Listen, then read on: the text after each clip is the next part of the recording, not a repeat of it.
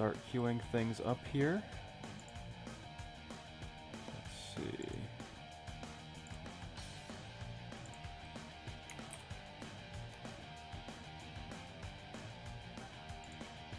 Cool, got those things in. So the internet knows we're here. Let's go ahead and queue up a dark match while we wait for some people to show up.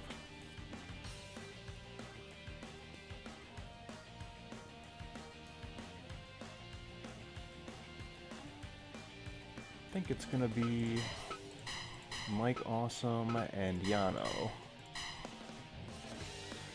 And I'm actually surprised I have not had Yano on a Blake's House TV yet, because that's an extremely Blake's House wrestler. But, you know, let's just jump right into it and get on with the show.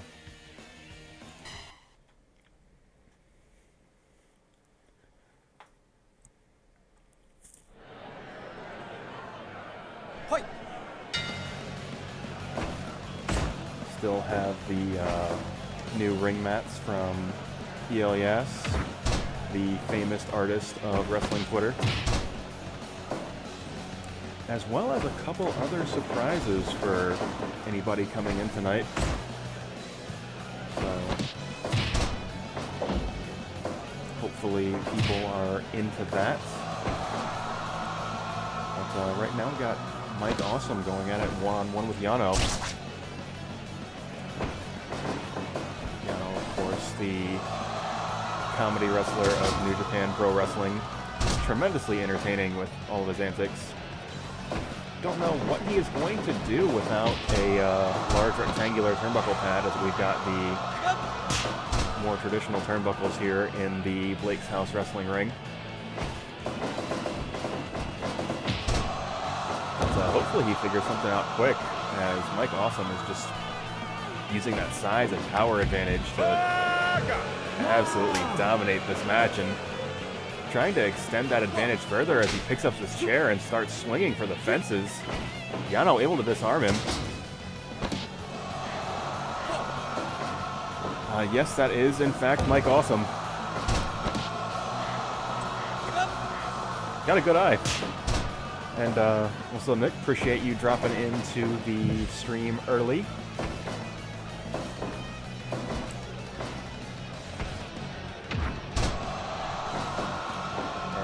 Despite the size and power advantage, Yano just such a difficult man to pin down, and he's going to be making it extremely difficult for Awesome to really get anything started.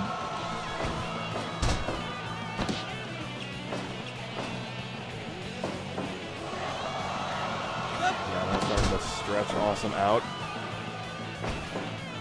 Starting to get into a bit of a rhythm. Big suplex. Drags Awesome towards the center of the ring. And a big low blow. Harada's going to let him fight. Awesome with that big double underhook suplex. Tries to run the ropes, but Yano scrambling to his feet.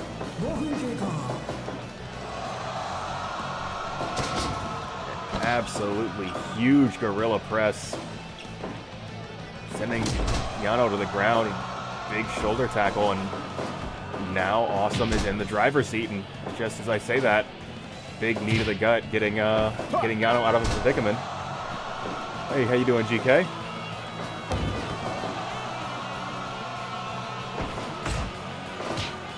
Yano and Awesome just slugging it out.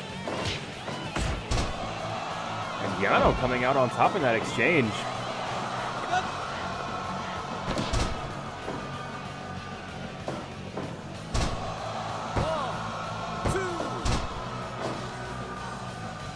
Nice.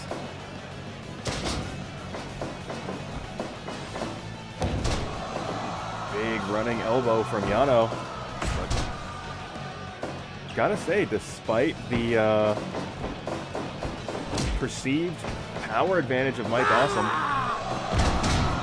absolutely devastating powerbomb. Fortunately, Yano able to get to the ropes. To say, despite the power advantage, Yano has managed to keep things going with his superior ring awareness and not allowed Mike Awesome to get a whole lot going.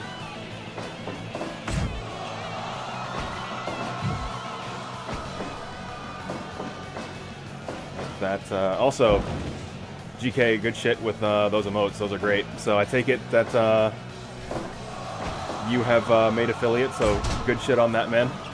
Definitely deserve it. I know you've been working your ass off streaming.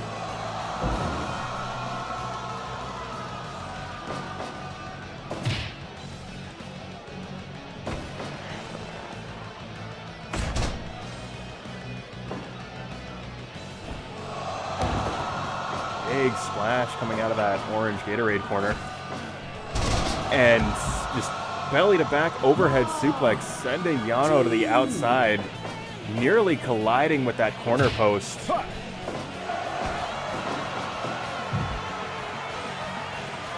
I gotta say, they do look good. Like, sometimes it's a pain in the ass to get pictures turned into emotes just because the file size limits are so restrictive, but you made it work, man. Good shit. Yano returning the favor. Sending Awesome to the outside, and this is a Yano match that we have come to know and love, as he is making Mike Awesome chase him around, and Awesome finally pins him down, and another big splash coming out of the corner. Looks like Awesome going up top once again, and another splash.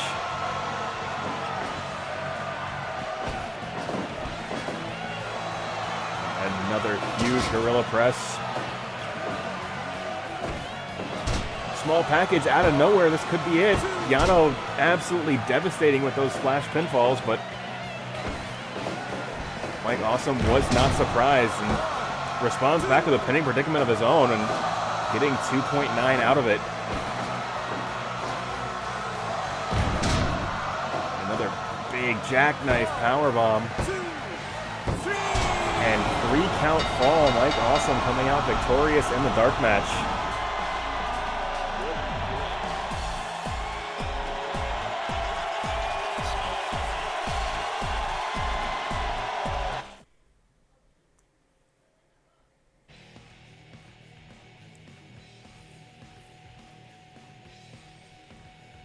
So that is going to do it for the dark. Let's see, we've got a couple people filing into the arena, so let me welcome you to another edition of Blake's House Wrestling.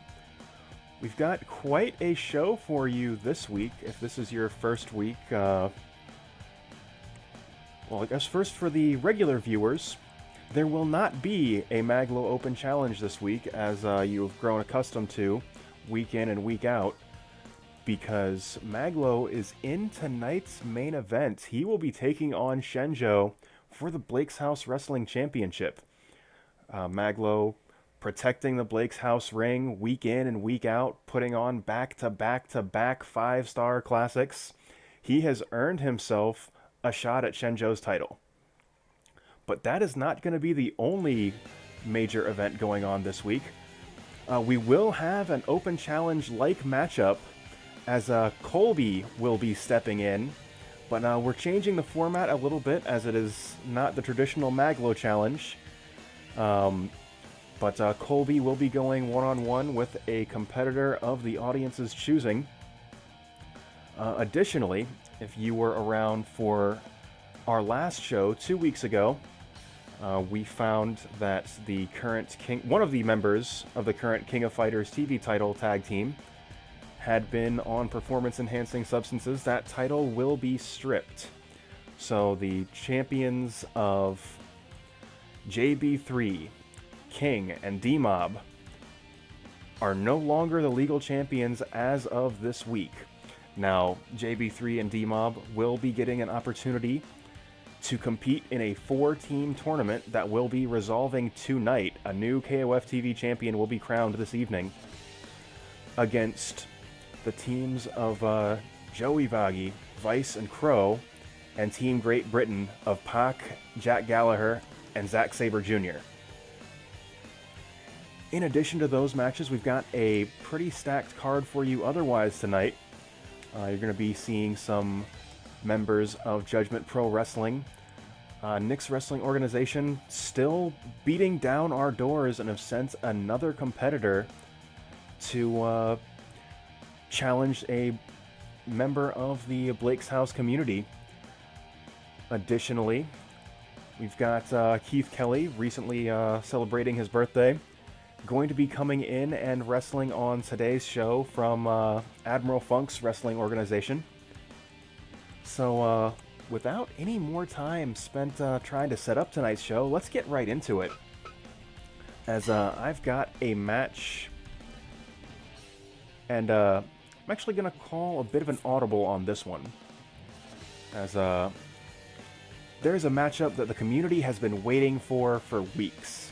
And I'm going to wait a little bit further, see some more people manage to get themselves into the building. So let's bump that match a little bit further down the match card. So tonight's opener is going to actually be, let's see here. We are putting in Antonio of the Daytona Party Crashers, and he is going to be going up against David Clement, the man that he had called out in a promo so many weeks ago. And we're going to go ahead and get right into this match now.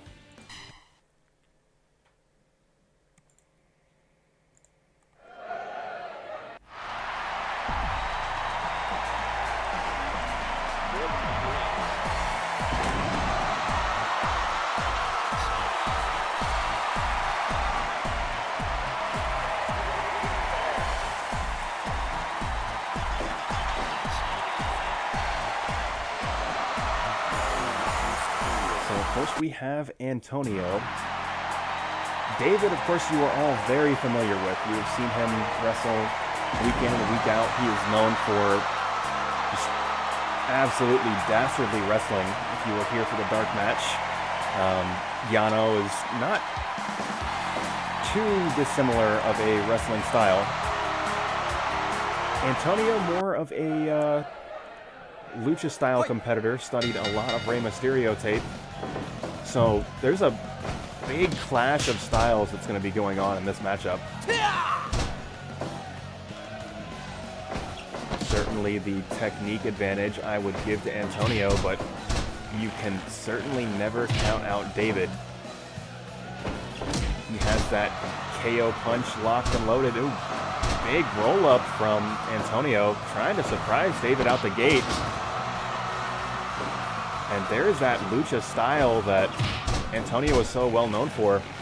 And I tried to speak to David's technical prowess, but right now it is Antonio not allowing David to showcase any offense, as he's been shutting him down at every step. Big drop toe hold from Antonio.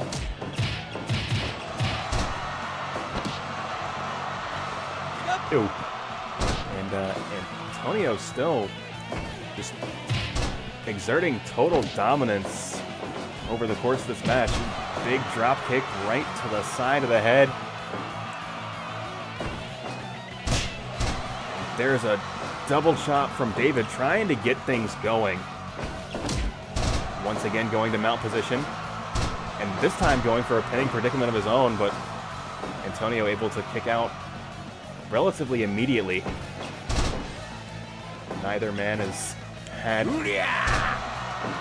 that big spinning wheel kick that Antonio is so well known for. He's had a great deal of difficulty hitting it, and there David pulling that scythe out. There's that dirty wrestling style that he's been exhibiting week in and week out. But if that is all that Antonio is allowing David to really get in, if you were scoring this on a traditional scorecard, Antonio's been on top for most of this match. David trying to slow Antonio down. And locks on a cross arm breaker.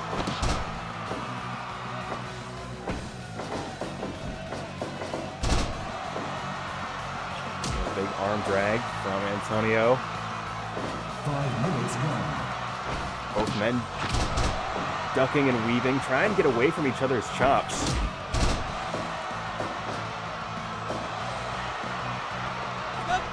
And Antonio showing that he is not just about the flippy shit. He's got a wrestling background. He is putting it to great use over the course of this match. Getting some mileage out of that mount tackle and really denying David opportunities to do a whole lot with the mount of his own.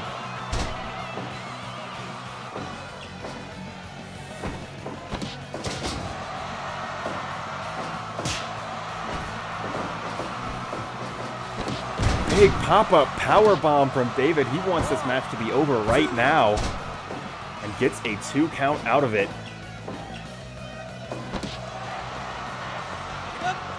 Antonio just trying to stretch David out.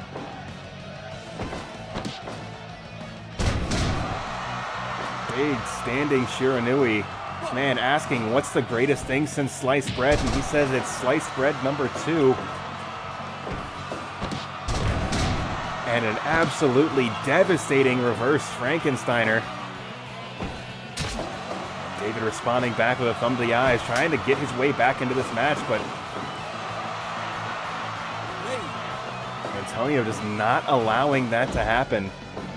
If you recall, several weeks ago, Antonio calling David out specifically for not being a real wrestler. And thus far, he has been showcasing a great deal of wrestling prowess over the course of this matchup. And there's that big frog splash in honor of his Uncle Eddie. David able to kick out. There's that low roundhouse taking David's leg out from under his leg. And David just doing everything he can to stay in this match. And an absolutely massive double stomp off the top turnbuckle.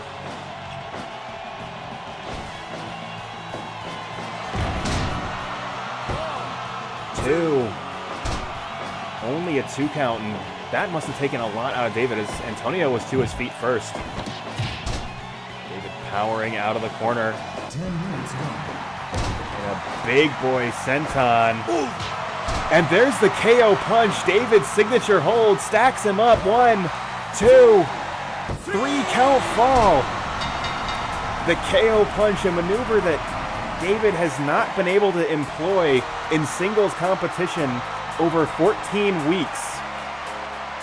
Finally lands the KO punch and puts Antonio down.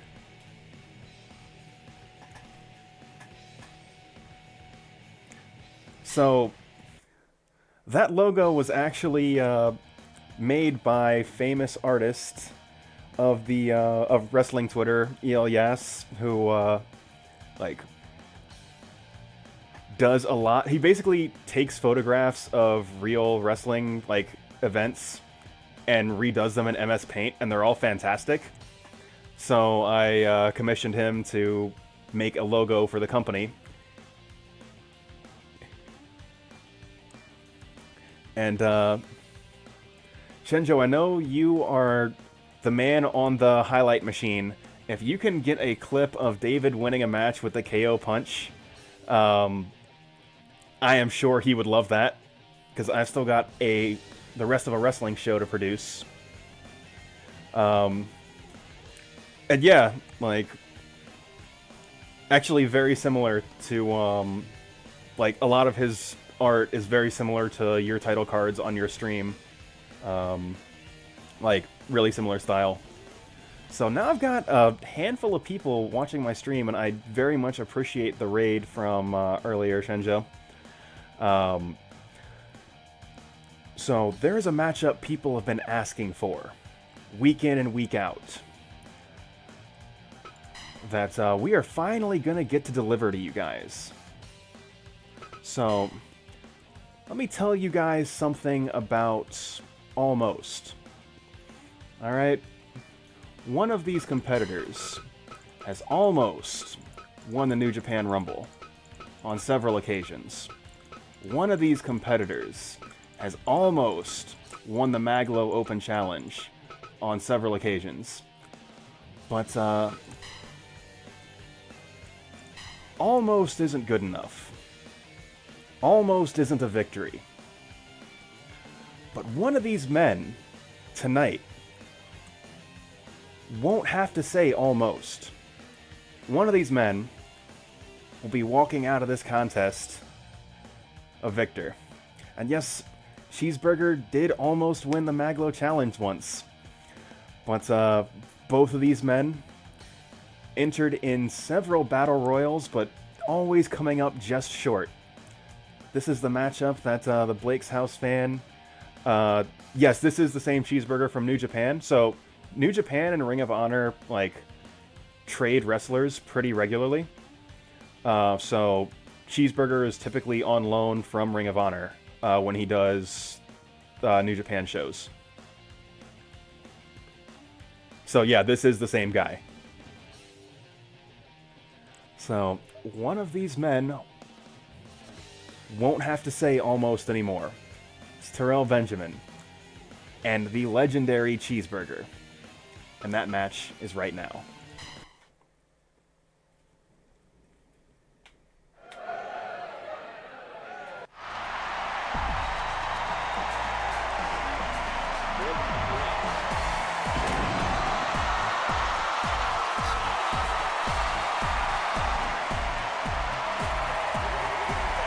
Terrell does not need a great deal of introduction, as Blake's House regulars have seen him on Blake's House TV week in and week out in Battle Royal competitions. You know his wrestling style.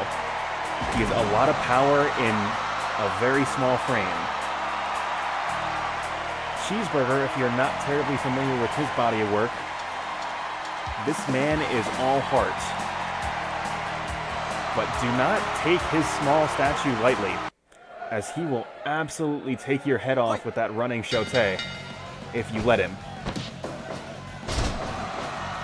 Big Sambo suplex from Terrell, and trying to end this early.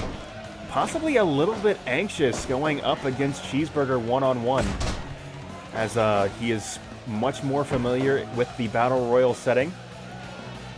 Very badly wanted to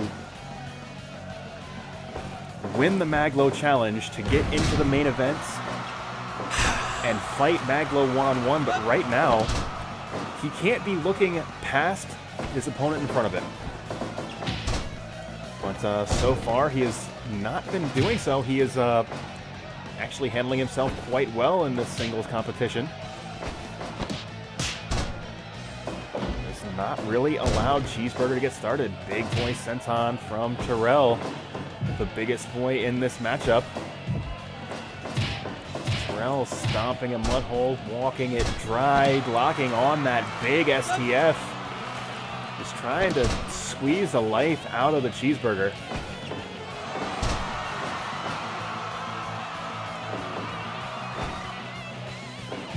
Cheeseburger starting to battle back. Trying to do some kind of running attack into the corner turnbuckle, but Terrell scrambles out of the turnbuckle quickly to prevent that from happening. Both men just swinging wildly at one another. And there's a big shote. Goes for the cover early, but Terrell able to kick out. And there is that open palm strike from Cheeseburger that is absolutely devastating. Maneuver he learned from Liger.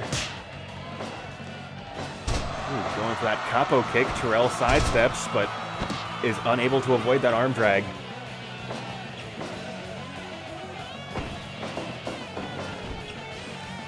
Terrell protecting himself. Oh, and there's that big barn door left hand that Terrell's been trying to hit all match. Big body press. Count 2. And aside from that shote from Cheeseburger, Terrell has just been dominating this match. 5 minutes gone. Appropriate from Terrell, as domination is something that he is... like, that is his goal in every match. He has not had the opportunity to really exert his will on a single opponent, as he has been trying to make a name for himself in 8-man battle royals, but this may be a new chapter from Terrell. This may be a new Terrell taking on the singles division, but Terrell blocking that wheel kick, and he is still just not letting Cheeseburger get started.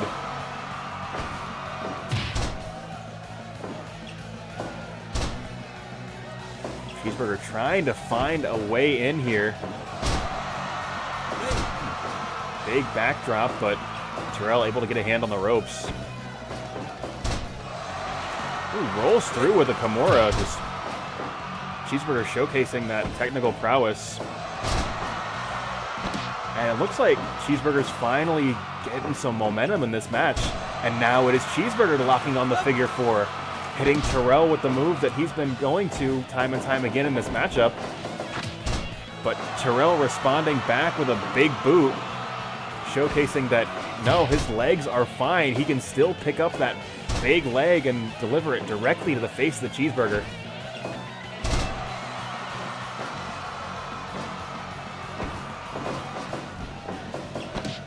Another drop toe hold from Cheeseburger. And this time Cheeseburger hitting with that capo kick. Goes for it again, but this time Terrell able to sidestep, and another open palm strike from the Cheeseburger.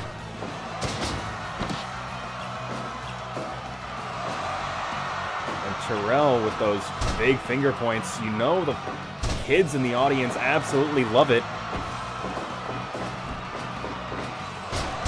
Big tilt-a-whirl backbreaker. Cheeseburger's not done. Rolling senton. And repeated open palm strikes, and Cheeseburger stacks him up here. And a count 2. Yeah, those palms are deadly. Sunset flip powerbomb 1, 2. 10 minutes gone. It could be Cheeseburger luring Terrell into a false sense of security. Cheeseburger's fired up here. Backslide out of nowhere. Terrell fortunately able to get to the ropes. Big frog splash, but neither man able to capitalize as both men get to their feet at roughly the same time. And there's that sledgehammer hand from Terrell. But Cheeseburger once again, those absolutely devastating palm strikes that he is so well known for, but he is not done yet. There's a big shote trying to take Terrell's head clean off his shoulders, but Terrell starting to battle back.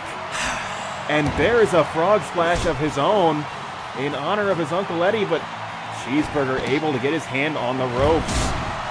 Terrell rolling through. He is not finished. Pulling Cheeseburger to the center of the ring.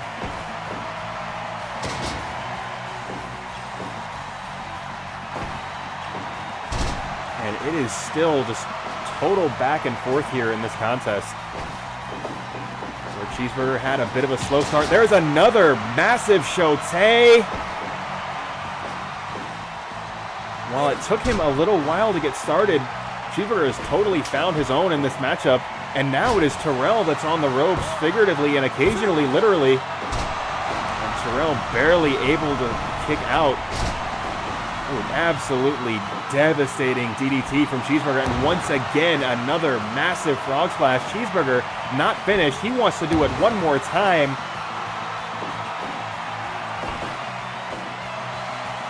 Terrell responding back with a absolutely devastating gorilla press, showcasing the power in that small form that he is so well known for. But there, a sit-out facebuster from Cheeseburger, just shutting him down. 1, 2. And here, there is a bit of a Terrell section cheering for him here. Let's see. Trying to get him a little bit more energy, and he is definitely going to need it as that another huge DDT drops Terrell on his head. Emerald Flosion, that could be enough. No, it's not. 2.9. Cheeseburger able to kick out. 1, 2. I feel like giving Twitch chat the power to call for crowd chants is going to be a mistake in the future. But, I don't know. We'll see. We'll see what I think about that over the course of several weeks of TV. As Terrell hits with that big rolling lariat, but Cheeseburger answers back with a spinning wheel kick of his own. And once again, another sunset flip powerbomb. 1, 2, 3, count fall. And once again, victory eluding Terrell, as Terrell has to go to the back and say yet again, I almost had him.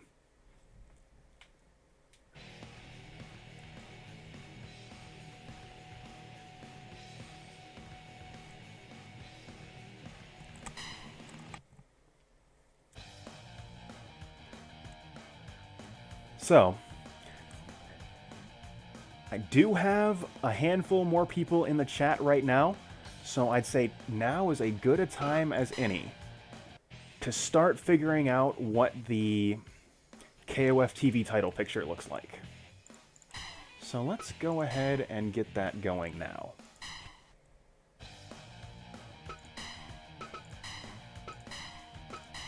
So we've got 4 tag teams, 2 of which have fought on previous KOF TV title matches as they fought against the now disqualified tag team of JB3, D-Mob, and King.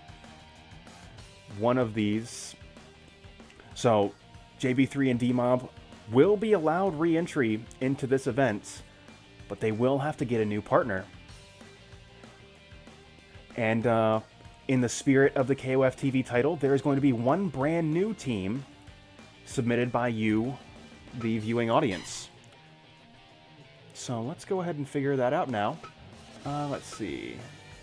Of course, we need to be doing this in the new Blake's House ring.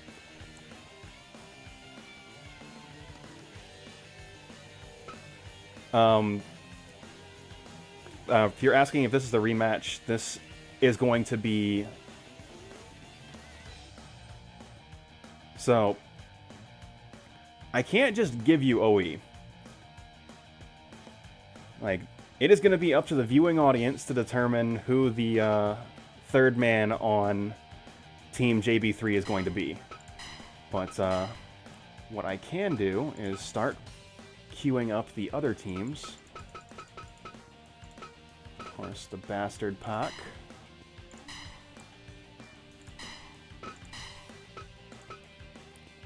Let's see. So, there is going to be one full team that you guys can submit, as well as we need a partner for Team JB3. And I am scrolling the wrong way.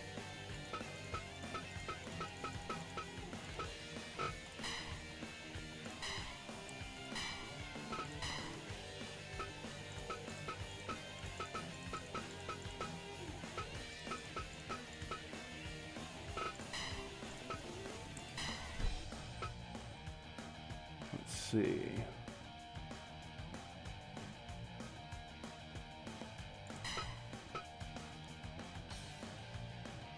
Actually, no, I think what I'm going to do is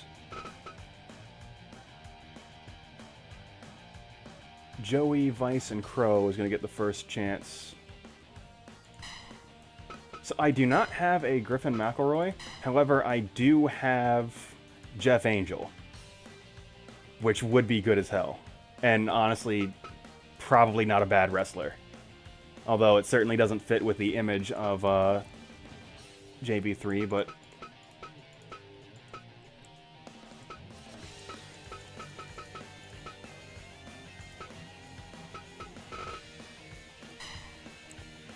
Let's see, Joey Bagi...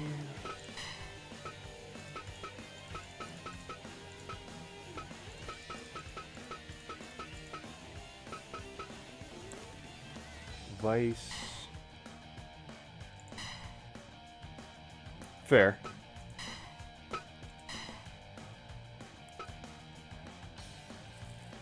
Well, I need some kind of consensus on what the third man of Team JB3 is, as well as a totally new 3-man team. So, going to need you to suggest something that I've got on my roster.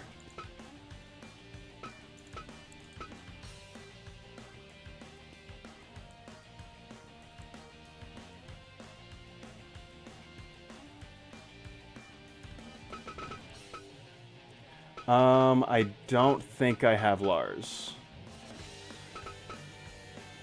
Also, I think he's listed as Snoop Dogg. Yeah, he is.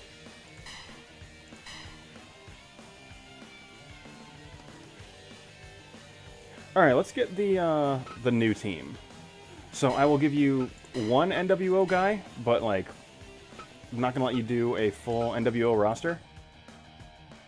I'll check for Lars Sullivan first. I'm pretty sure I don't have him, because my NXT roster is pretty old. Like, there's several guys on here that have been called up, and several people on here that don't even work for WWE anymore. Because like I haven't been doing a whole lot.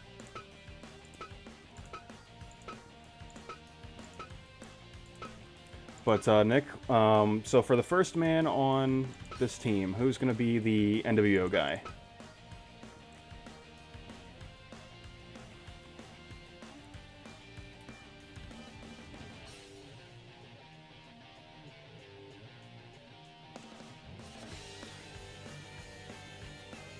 So right now we are figuring out the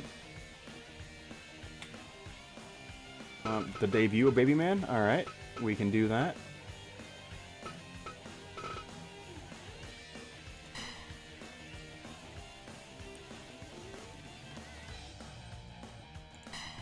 We can also get Orange Cassidy on this team.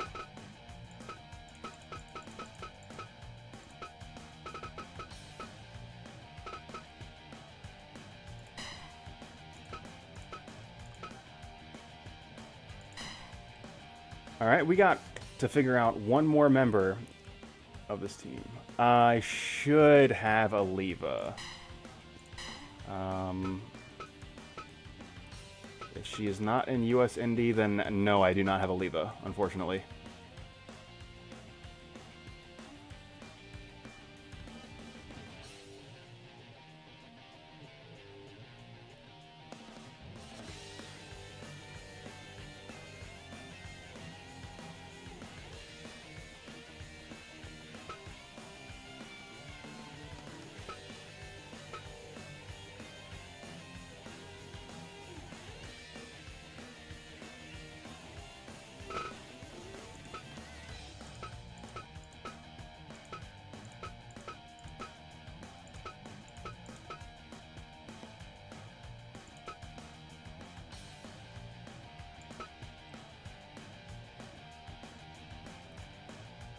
I also do not have Dick Justice, unfortunately. One thing I do keep saying is, if there's some people that you guys want to see in these like viewer-suggested matchups, I might have a brawler. Oh, that's probably an A's. Shit, I don't think I do. Yeah, there's somebody that you really want to see in one of these matches. Suggest it to me before I go live, so that way I can download it.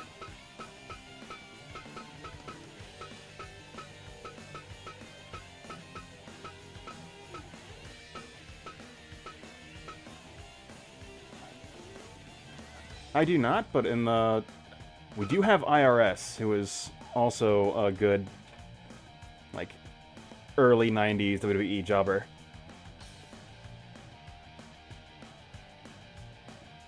Although that could be a decent fourth man for JBIII and D-Mob. And I think I'm going to call the audible and do that. So we need a third man for this tag team, because we're doing the KOF TV title. Currently we have Babyman of Nick's Wrestling Organization and Orange Cassidy. But we need a third member for this team.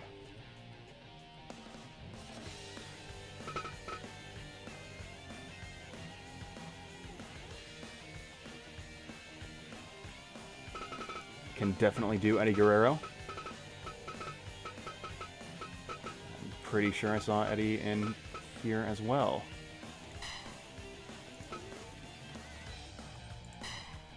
Alright. So that is how this is going to be.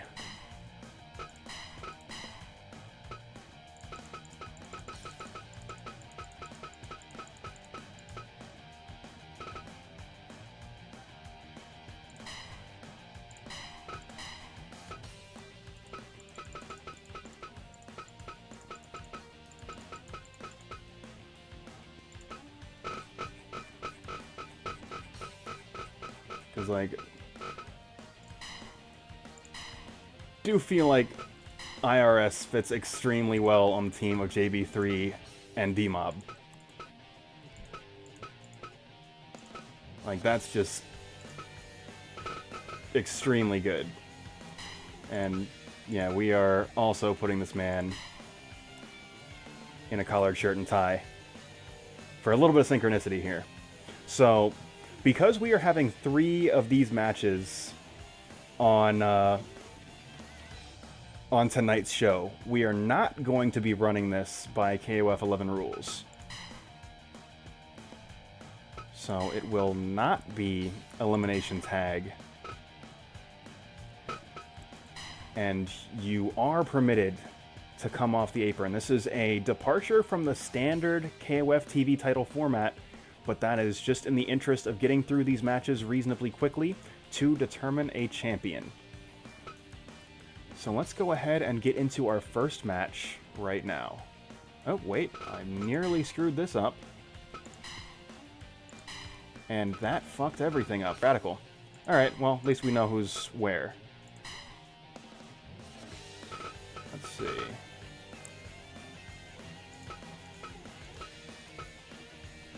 So, let's see.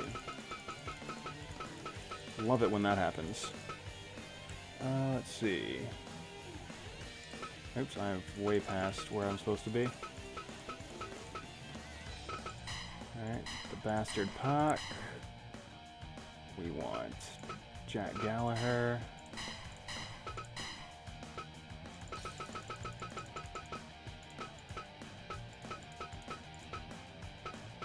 Zack Sabre.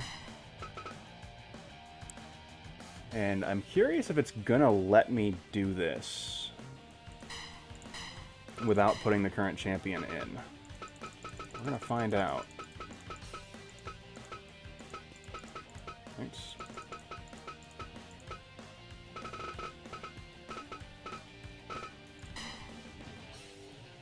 Let's see.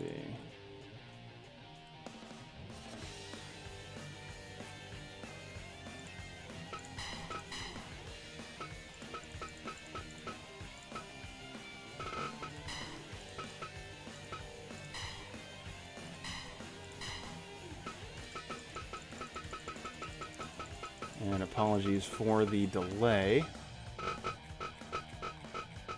Sometimes this game doesn't do what you want it to do. Alright, and let's see. So we need Joey, Vice, and Crow.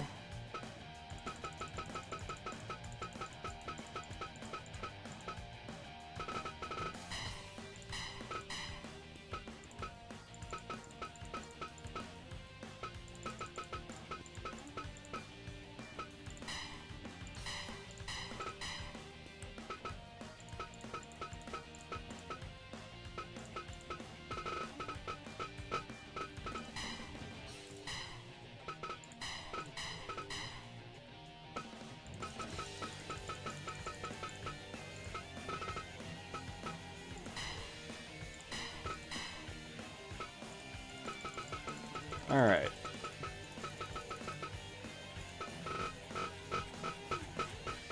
Sure would have been a lot smarter if I scrolled the other way. There we go.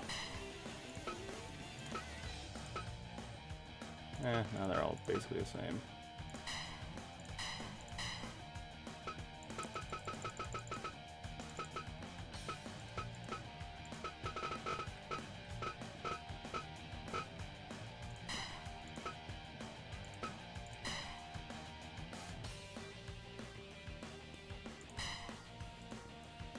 Alright, I believe that is... we are now set up, so if the game doesn't yell at me for not including the current champions, then we're in there, guys.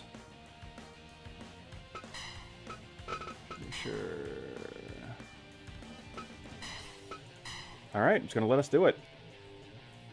So this will crown a new KOF TV champion. So let me save this as is. And we're not going to run through all 3 of these matchups right now, just to be clear. We're first going against Team Great Britain and the new team of this week, picked by you, the viewers, of Babyman, Orange Cassidy, and Eddie Guerrero.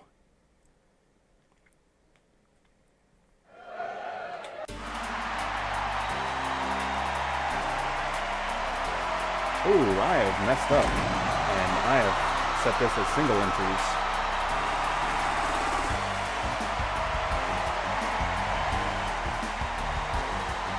I'm going to skip through these because that is a lot of entrances to watch. So yeah, we'll watch intros in the second match.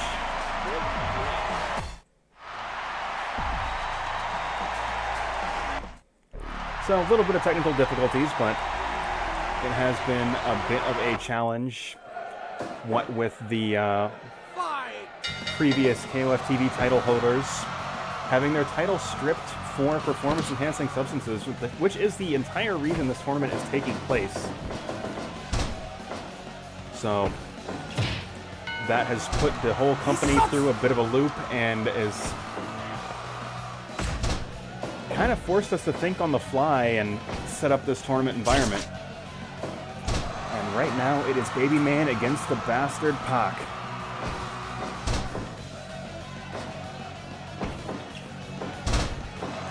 And right now Babyman handling himself quite effectively against Pac. Big low blow.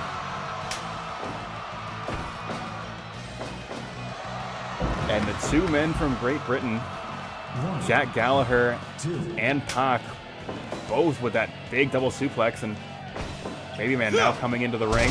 Another massive suplex over the top rope, sending Babyman to the outside. Now Babyman trying to fight off 2 members of Team Great Britain. And he is just going for foreign objects repeatedly. Pac and Zack Sabre Jr. continue to battle it out. And now there are just barbed wire bats and light tubes littered about the ring because Babyman just continually grabbing foreign objects from underneath the ring. But right now it is Jack Gallaher and Orange Cassidy. Orange Cassidy, the man that he doesn't wrestle until he does, and by the time he's done that, you've just been flash pinned by a surprise roll-up, so certainly a man that you need to watch out for. So we will have to see how Gallaher handles himself, goes for the cover, and Orange Cassidy having none of that.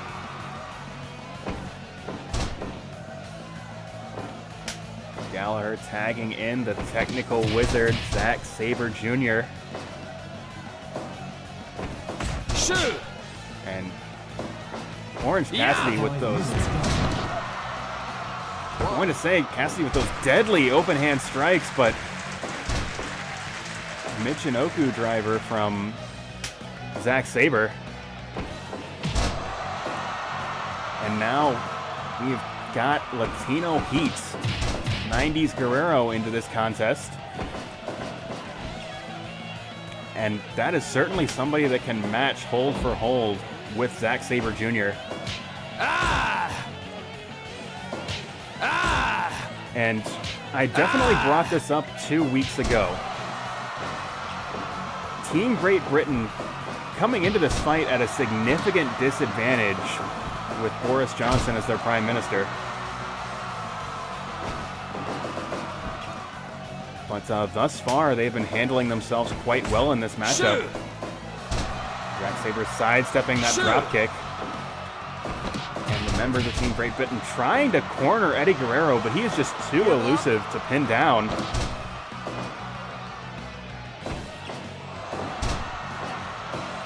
Gallaher, dragon screw leg whip, trying to take away the agility of Eddie Guerrero, which is an excellent strategy. He's so quick, so dangerous, can get to places that you're just not prepared to deal with. And right now, Gallaher is just making Guerrero run over and back, maybe trying to take away some of that wind as well. Guerrero tagging in Orange Cassidy.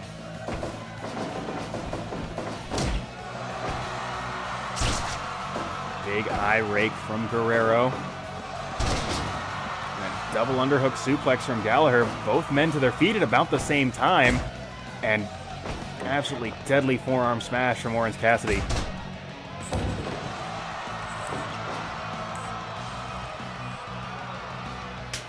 And a lot of teamwork from Orange Cassidy and Eddie Guerrero. Babyman possibly spent a lot of his stamina early. We'll have to see what happens when he comes back in. But thus far, it looks like the Orange Gatorade team has been saving him, possibly for a big push at the end of the match. But right now, that absolutely deadly double vertical suplex, pushing Guerrero to the outside, while Pac and Zack Sabre just absolutely manhandle Guerrero on the outside. But no, Guerrero battling back, vertical suplex, and he's able to get himself back into the ring.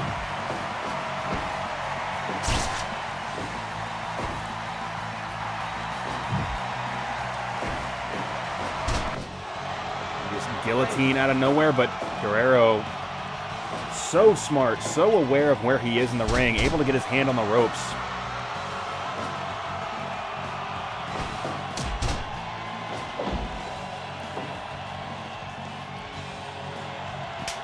And now it is Eddie Guerrero bringing Babyman back into this contest, and Team Great Britain bringing the bastard Pac into this contest to fight him. You have to see how well he handles himself against Babyman, the hardcore legend of Nick's wrestling organization. Standing moonsault from Pac. Very impressive feat of athleticism. But Babyman undeterred. Just slugging it out with Pac.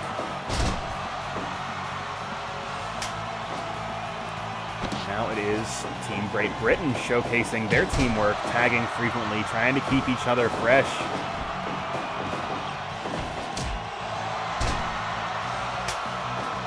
But Babyman having none of that. Bringing Orange Cassidy into this contest. Zack Sabre focusing on Babyman. I don't know if he knows that he's not the legal man in this contest. I think Orange Cassidy just smartened him up to that. Rolling Kimura from Zack Sabre. Shoot! Body slam from Orange Cassidy.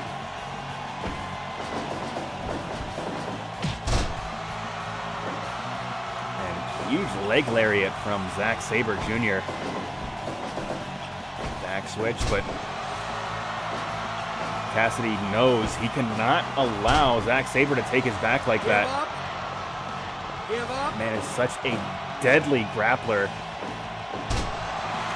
But now with the absolutely disrespectful, trying to make Zack Sabre tap out. And right now, Orange Cassidy fighting all three members of Team Great Britain. And now it is time for the Orange Gatorade team to respond back with that double suplex over the top turnbuckle. Yeah! And it is absolute pandemonium inside the ring and out. Mario has totally lost track of the plot.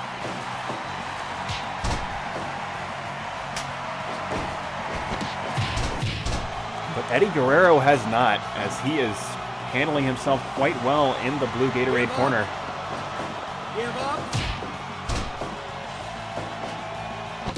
Gotta say, there's a great deal of solidarity among the members of Team Great Britain, always protecting each other in the event of a pinfall or submission. This could be that the Orange Gatorade team is a newly formed team for the purposes of this event, but just the teamwork there is somewhat limited. Big drop kick from Gallaher. Once again, we are going to that double suplex we've seen so much in this matchup. And once again,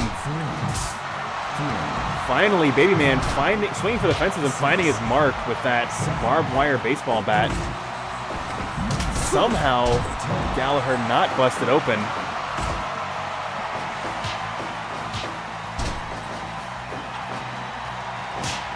And absolutely brutal strikes from Orange Cassidy. Gallaher with a gorgeous Northern Light suplex, but the members of the Orange Gatorade team able to break up that pin attempt. And both men down, but very close to the Great Britain corner. It is absolute pandemonium, and we are going to be seeing 3 of these matches tonight.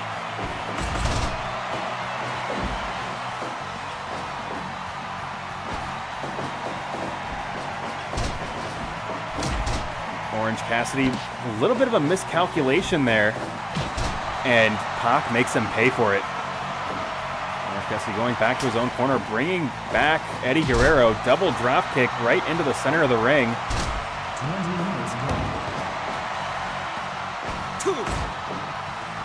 Now Pac and Guerrero battling it out, trying to push each other back. Super kick.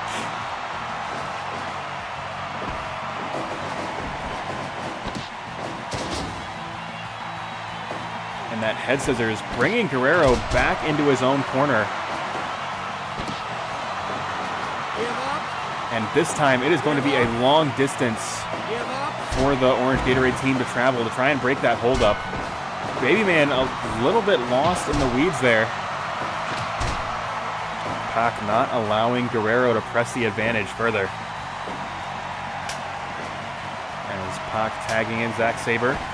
And Babyman brought in for the Orange Gatorade team. And Zack Sabre just absolutely disrespectful, slapping Babyman on the back of the head.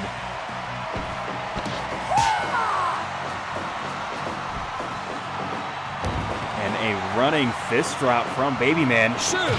Tries to connect with that headbutt, but it was sidestepped, and Babyman receives a kick to the chest for his trouble. Some patented European chain wrestling from Zack Sabre Jr. Sure, that is not the last you will see of that from Team Great Britain over the course of tonight's event, provided they are able to advance. But right now, Babyman attempting to prevent that from being the case. Elbow drop fall. Team Great Britain has so far to go, and they are unable to close the distance as Babyman gets his first pinfall victory in his debut match on Blake's House TV with the Iron Claw.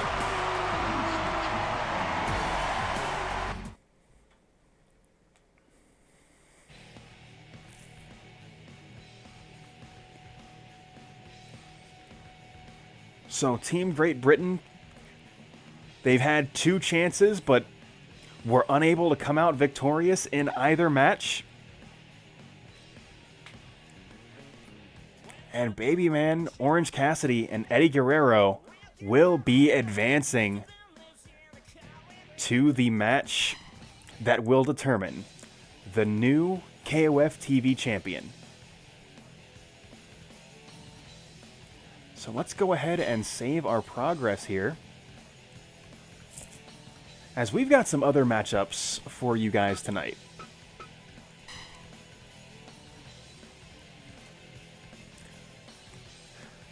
So we just saw Babyman of Nick's Wrestling Organization take his first pinfall victory. We are actually going to have another member of Nick's Wrestling Organization fighting in an SWA rules match.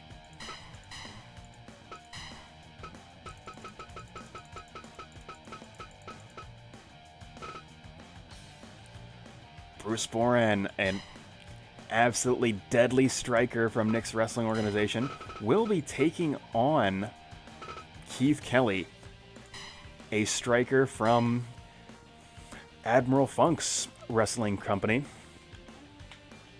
as we've brought him in And I feel like this is a great opportunity for Keith Kelly to get a showcase match, as the mixed martial artists from Nick's Wrestling Organization have been... Admiral Funk is Ian Bishop. You probably know him. He does Mario Party in Tampa and like shows up to fighting game things occasionally.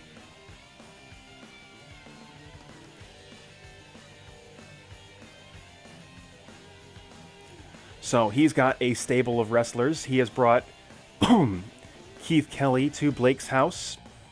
And Keith Kelly will be attempting to defend Blake's house from the striker from Nick's Wrestling Organization, Bruce Boran.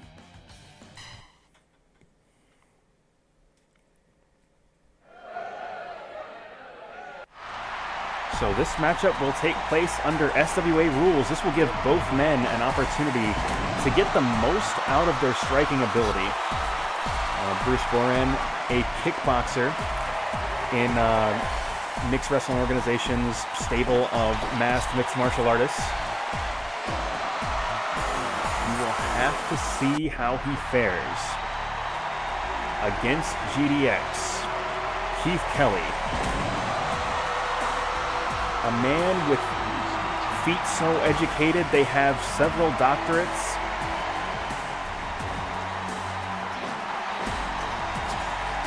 But we will certainly have to see how this matchup goes. SWA rules, of course, means you can win by pinfall, submission, or your opponent unable to rise to the referee's count.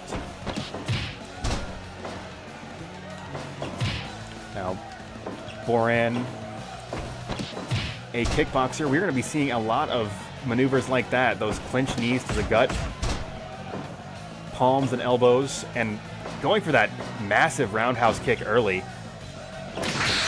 And there, that is exactly the kind of thing that can happen in SWA rules action.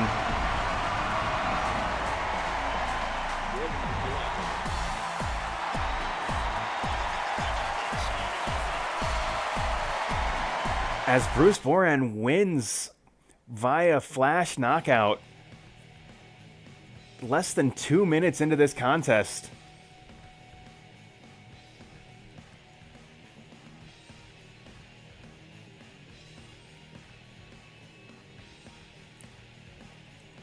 Bruce Boran showing his strength as a kickboxer.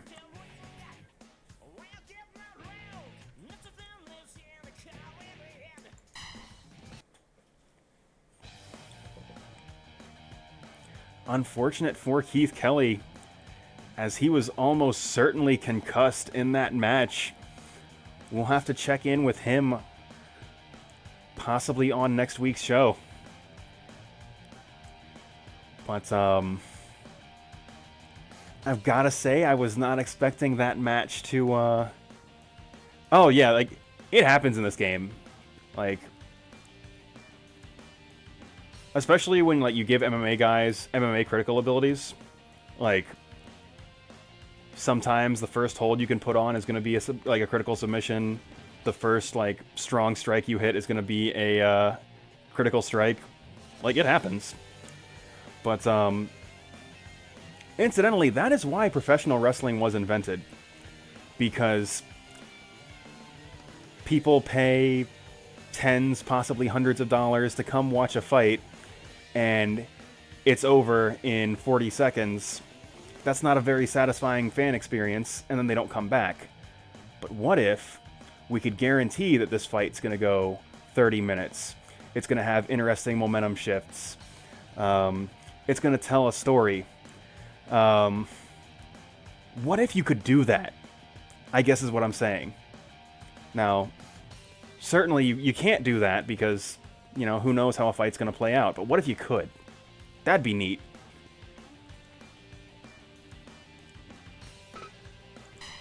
Shame that's not how fighting works. But I was certainly expecting that match to go a little bit longer, as I was planning on cutting back to the tag team tournament. And I will still cut back to the tag team tournament, as I've got a lot more matches planned for you guys tonight. Of course, tonight's main event is going to be Maglo and Hsien-Jo for the Blake's House heavyweight title. But that is still quite a ways away, as we have some more both tag team action as well as some surprises for you guys. Let's see here. It is going to be time. Well, it is not time yet. It will be time later tonight. But what it is time for is another tag team match. We are once again pitting brother versus brother, as teams captained by Joey Bagi and JB3 will be going head-to-head for an opportunity to win the King of Fighters TV title. And we're going into that match right now. And actually, I'm going to let these entrances rock because I need to grab some water.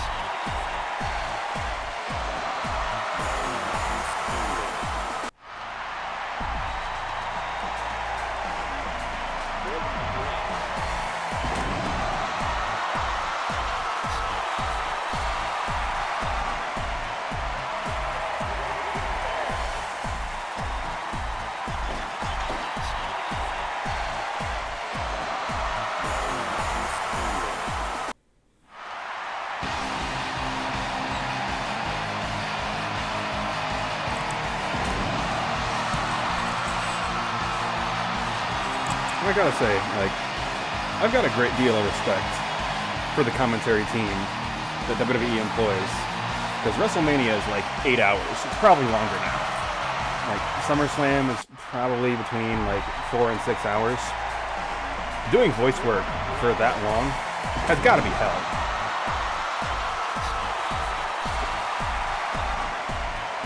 But regardless, you are not watching SummerSlam. You are here watching Blake's House Wrestling. So we are going to get back to focusing on the matchups at hand. And as I said before we cut into this match, it is teams captained by JB3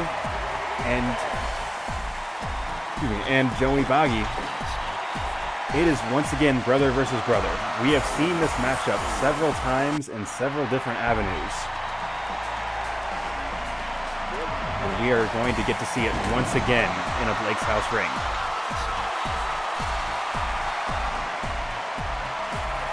Let's see. You did not miss too much. You missed Keith Kelly getting his head taken off by a kickboxer.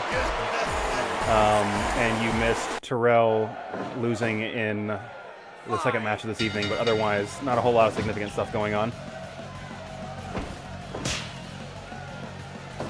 So JB3 with his patented style, making himself very difficult to pin down.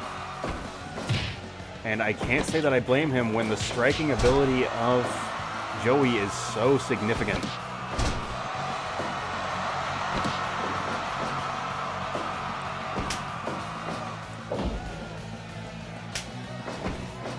And Joey bringing Crow into this contest.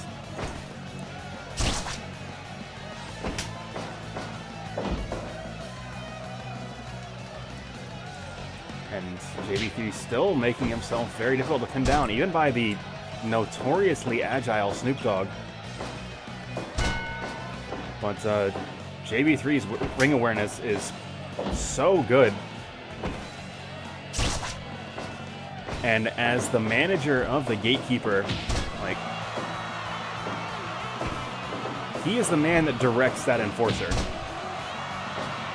So he has to be very aware of how other wrestlers fight, about how to best put your skills to use.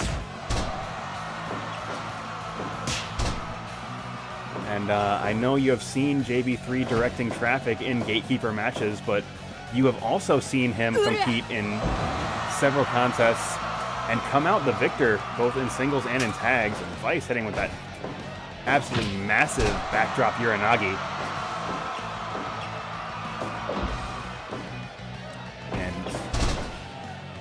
D-Mob being brought in. Right now, it is all Vice. And I think we discussed this on an earlier matchup against these two teams. Despite the size disadvantage, the power advantage is all Vice. Give up. Like, she packs a great deal of power into that small frame and can lift anyone and anything before slamming that back down onto the mat. But D-Mob electing to go back to the orange Gatorade corner and bringing in Irwin R. Shyster. Give up.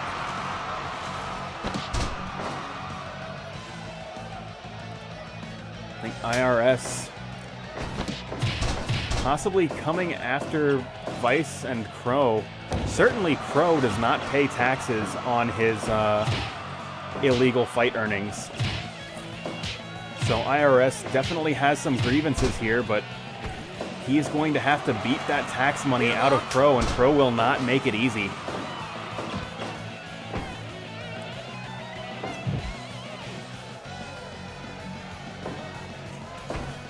Shit, this just makes me want to see how IRS handles himself against Isabel Animal Crossing. As I am sure IRS would like to make sure she pays her taxes as well.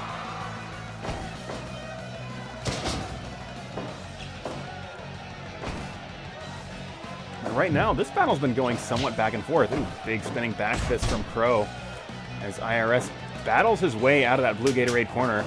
And both Crow and IRS tagging out of this contest. Big double suplex.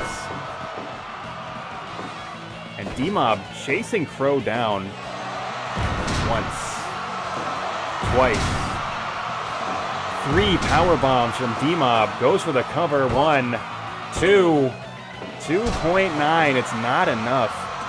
But Joey will tag out after that devastating triple power bomb from D-Mob.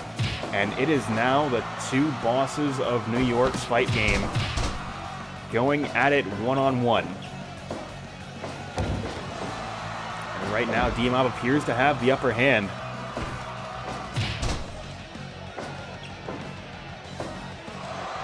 That big barn door left hand, but not connecting as D-Mob's strike is evaded by Snoop Dogg. Snoop Dogg's so agile, so elusive. And D-Mob electing to bring IRS back in, but not before he takes a aluminum bat of a kick to the side of the head. Now double power bomb from Vice and Snoop Dogg. While Vice just grinds their elbow into IRS's head.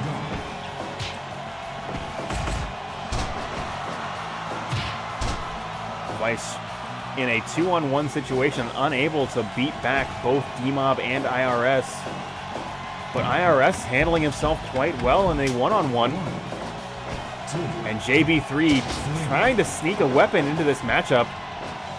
He will put it down before going back to his corner, but now there is just a sledgehammer sitting in the orange Gatorade corner that we will have to be aware of. Big sandwich lariat from Vice and Crow.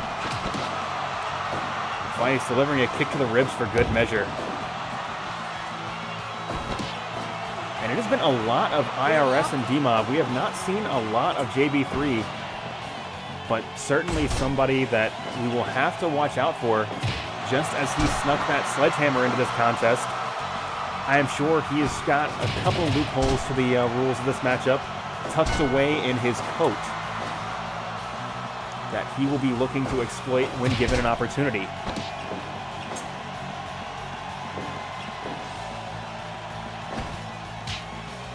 Right now, punches to the back of the head. Crow unable to defend himself.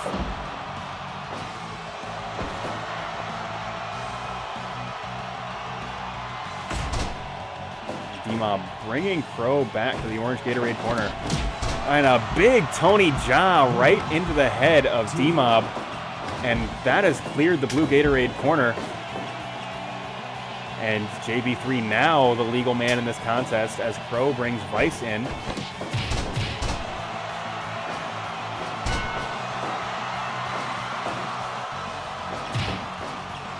Kick to the gut. Vice going for that far standing D, but it does not find its mark.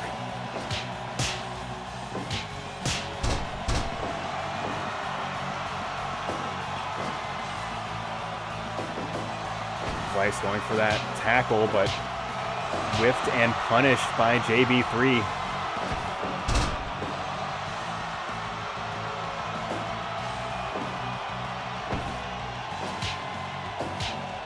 JB3 now going for punch after punch. Just absolutely deadly series of strikes, and Vice responds back with a running power bomb. Unfortunately, running power bomb into the orange Gatorade corner, and that has cleared the bench.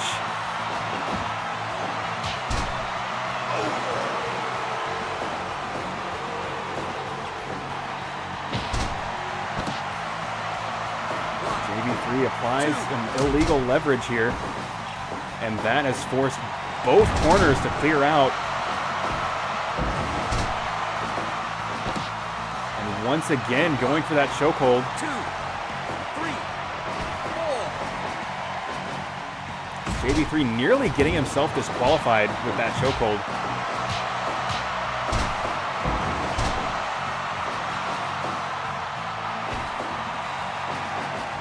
Vice once again running power bomb.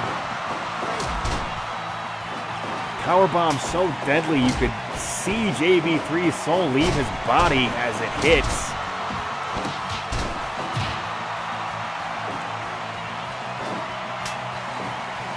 And it is absolute pandemonium. Mario has completely lost track of what's been going on in the ring. Right now it is back to Joey and D-Mob. Burning hammer right on the logo. That could be enough right there. 1, 2.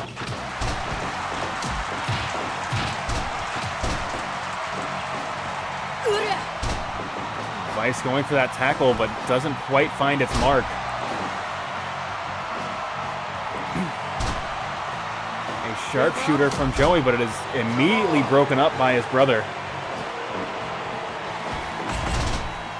Joey battling back against the orange Gatorade team.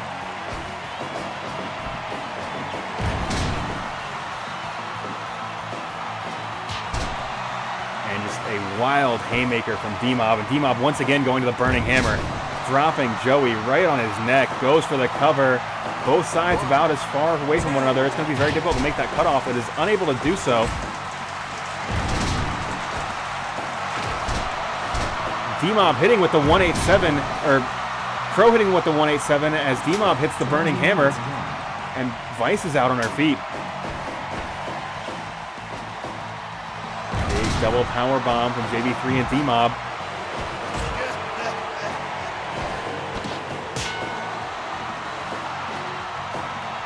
JB3 once again going for the cover, and this time he's well protected by his teammates, but unable to get the 3 count.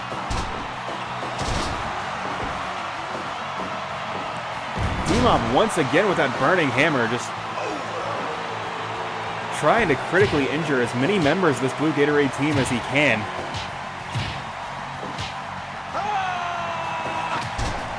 Snoop Dogg fired up. There's that blazing yell. He is ready to go, and he is taking over the OST for the next 30 seconds. Vice not allowing JB3 to get any more offense in, but Snoop Dogg unable to capitalize as he was dazed by the attacks from JB3 earlier. Flying armbar from Snoop Dogg. Give up. Give up. Sandwich lariat from Vice and from Joey. All the while is just absolute pandemonium in the center of the ring. And once again, another flying armbar. Give up. Give up. And this time, Vice protecting her teammates. As JB3 is able to hit those brass knuckles that he snuck into the ring.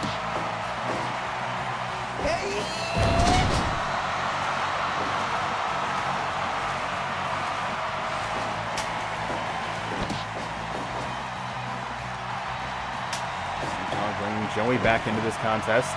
Once again, another double powerbomb, absolutely crushing JB3. And Snoop Dogg again with the flying armbar. He is trying to disable all 3 members of Team JB3 right now. And has been fairly effective in doing so. Joey flying forearm smash. For a body slam center in the ring. Setting up. Running the ropes. Springboard. Elbow right to the gut. But he's not done yet. Joey needs to hit that patented super kick that he goes to time and time again. But thus far, the Orange Gatorade team not allowing him to do so. Big Manhattan drop from IRS. Followed by a lariat. Now it is D-Mob's turn.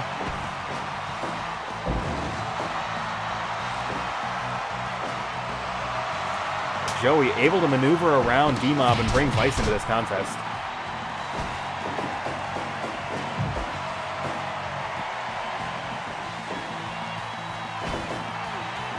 D-Mob jacks Vice up. They're in the high Orange Gatorade district. But Vice responding back with a sunset flip powerbomb off the second.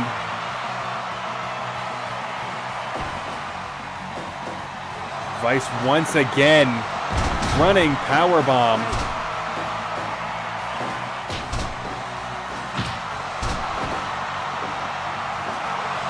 Once, unable to continue any further as Vice was not allowing her teammate to take that triple powerbomb.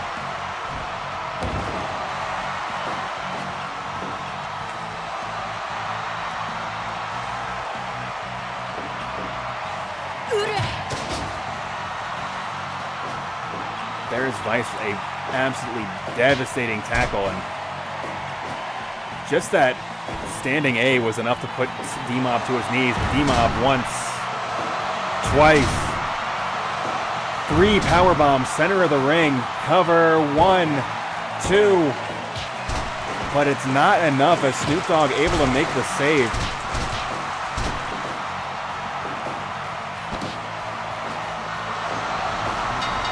D-Mob, in all the chaos, able to get that double armbar and get a submission victory over the Blue Gatorade team. So JB3 will get another chance at the KOF TV title.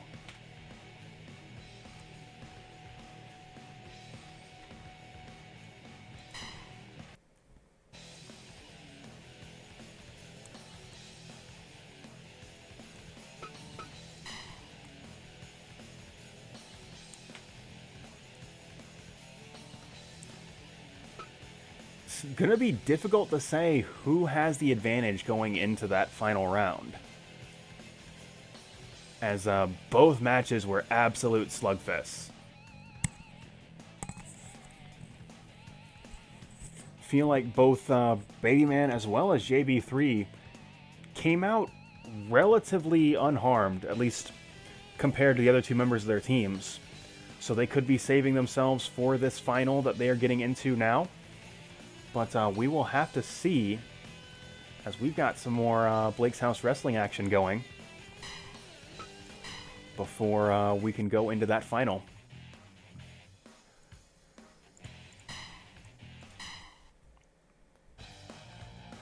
So we actually do have, we had a couple matches in this tournament already with Judgment Pro Wrestling members, but in the interest of further collaboration, we are going to have another Blake's House versus Judgment Pro Wrestling match.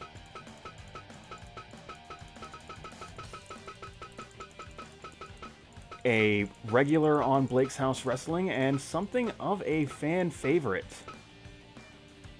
We are going to bring in JJ Mondo. JJ Mondo coming on strong in New York, winning a Def Jam Fight for New York tournament this weekend. He will be going up against Brandon, the man who is the current, would say, Blake's House owner. Might be the word for it. see Brandon and Blake, the two keepers of Blake's house. But he will be going up against JJ Mondo.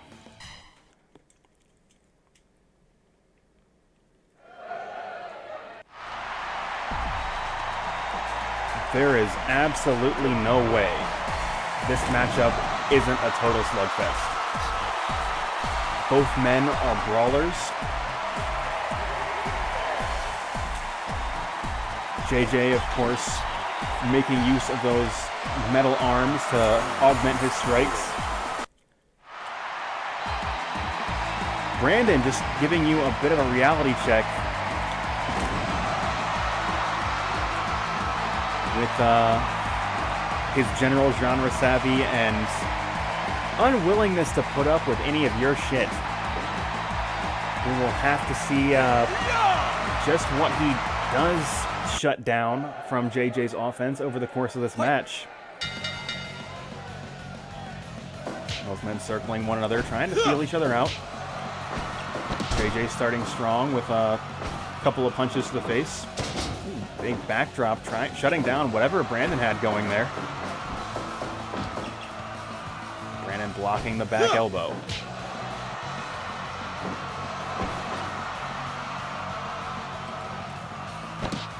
And the two competitors seem fairly evenly matched thus far.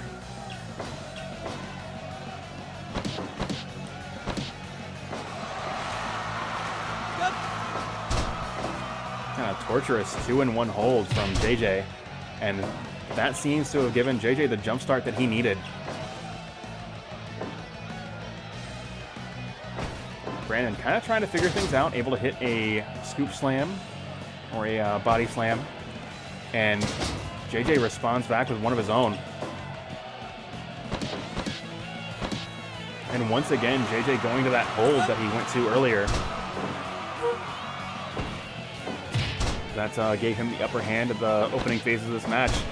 And it looks like JJ's not going to elect to brawl with Brandon. He's going to try to stretch him out, try to like wear him down. JJ's playing the long game here. Not allowing Brandon to really get anything significant going. Brandon to his feet before JJ's able to finish. Big running bulldog right in the center of the ring, but Brandon to his feet quickly. Brandon responding back with a double axe handle. Both men swinging wildly at one another.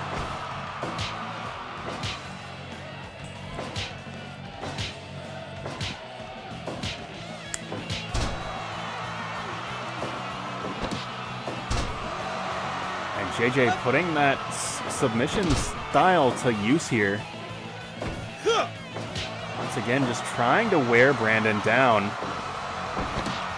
and has been fairly effective at it thus far.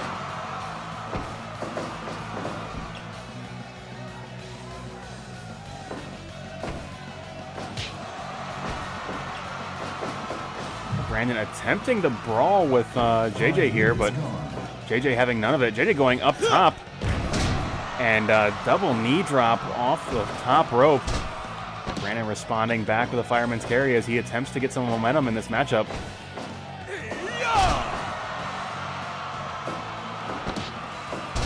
And JJ once again just trying to stretch him out, trying to slow Brandon down, not let him get started even.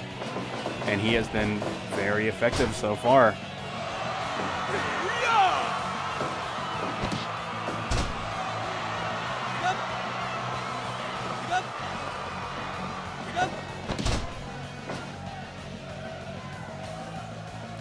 Brandon taking a moment to try to reevaluate the situation, hits a rock bottom here, and that might have been the thing he needed to get this momentum shift.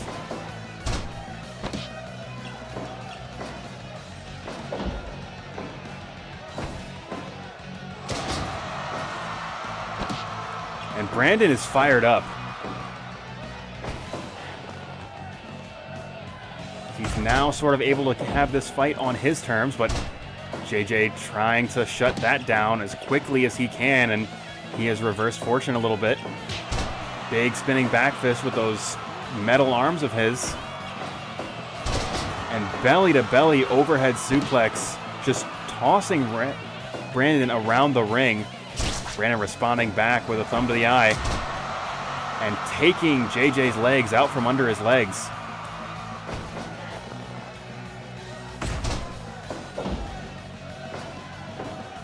Brandon going for a cover. Possibly just checking on JJ, making sure that he's not expended all of his energy on his offense. And now it is Brandon's turn to grind JJ down a little bit. As Brandon is finally able to start going to that brawling style that he's so well known for. Flashing elbow right into the chest.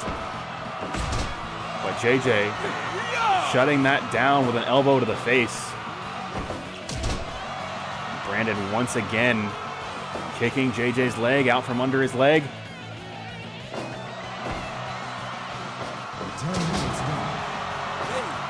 And picture perfect suplex from JJ, but Brandon able to get to the ropes. JJ going up top. Back elbow, and it looks like he might go up top again. He does for another back elbow, just driving those elbows of steel right into the gut of Brandon. Big backdrop. And JJ moving kind of slowly here. Possibly like those efforts to disable Brandon. Wants to equalize some lesser stamina from JJ. Possibly not ready for this kind of longer fight. And Brandon hitting that back body drop and going for that spinning toe hold. That spinning toe hold you've seen so many times in Maglo matches. Bit of a fan favorite maneuver. Once, twice, 2 German suplexes, but not allowed any further as Brandon is able to take a breather in the center of the ring. While JJ is dazed on the outside, he's made his way back into the ring. Back elbow, and Brandon will just crumple to the mat.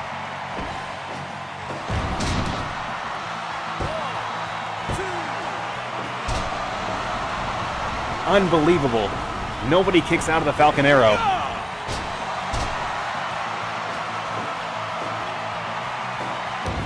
An elbow drop hold from JJ and gets that 3-count fall.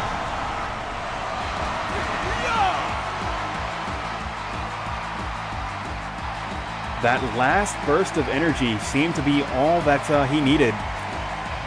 When it appeared as though JJ was running out of steam, he was able to get a little bit of extra energy from the crowd, kick out of the Falcon Arrow, and deliver that deadly elbow drop hold with those metal arms of his right and bury it directly into the chest of Brandon for the 1-2-3.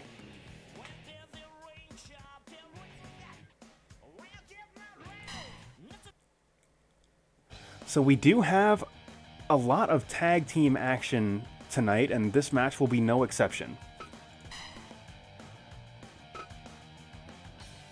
So, Alfonso, you specifically requested to work with Jake the Snake Roberts. You will get the opportunity to do so here.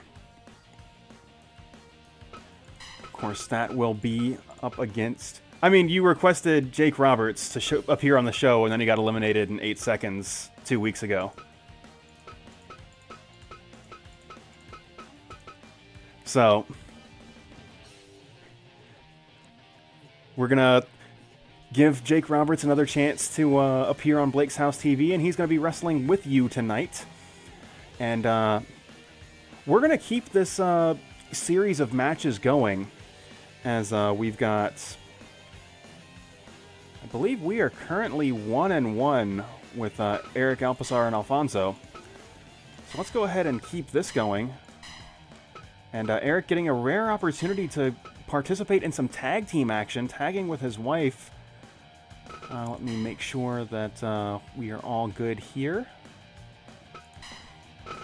Let's see. Cool. So, yeah, let's just go ahead and get right into this match as I can break down the tail of the tape while people are walking to the ring.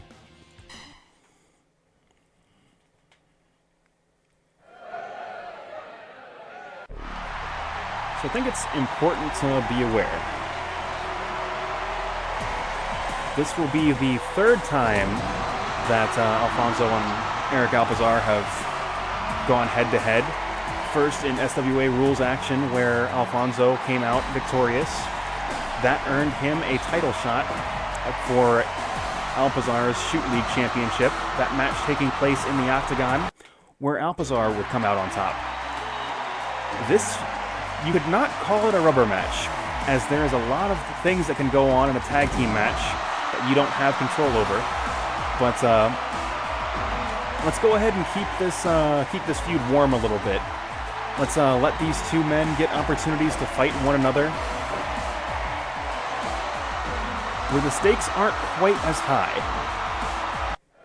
This, of course, will be, I believe, the first time on Blake's House TV that Eric Alpizar has been able to tag with his wife. So let's see if their teamwork is not gotten rusty, as they've not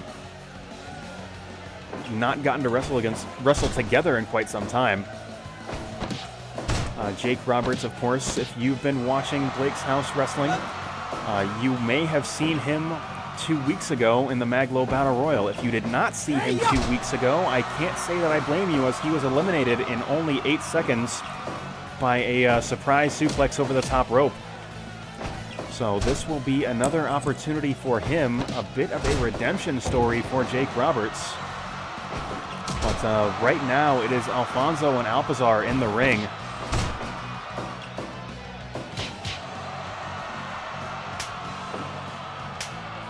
And both Alpizar and Alfonso tagging their partners into this contest. So it will be Linda and Jake Roberts. Linda going for an enziguri, but Roberts able to evade.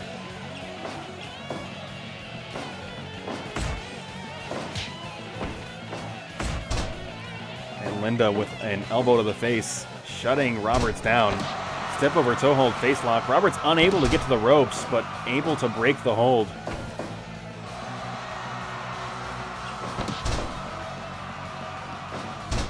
And Linda currently in control. And just as I say that, Roberts powering back with a body slam. And just absolutely deadly pile driver, and that's going to send Linda back to her own corner. And this is what I was talking about. The Alpizars have not tagged together in a while. Their tandem offense may be a little bit out of sync.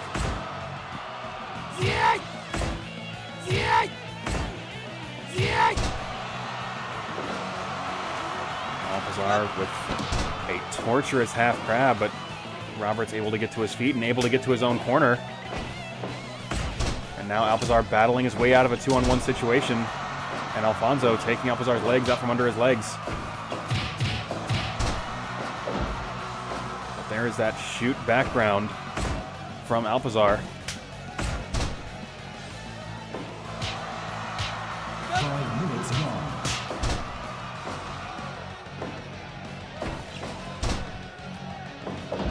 Using his fighting ability that got him the shooter title and has allowed him to defend it.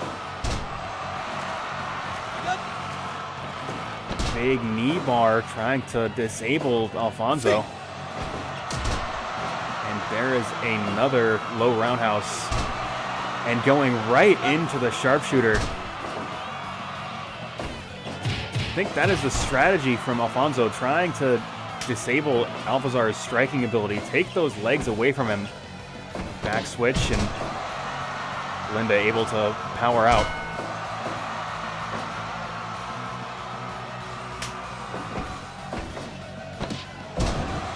And the Dudley death drop directed perfectly from Alfonso.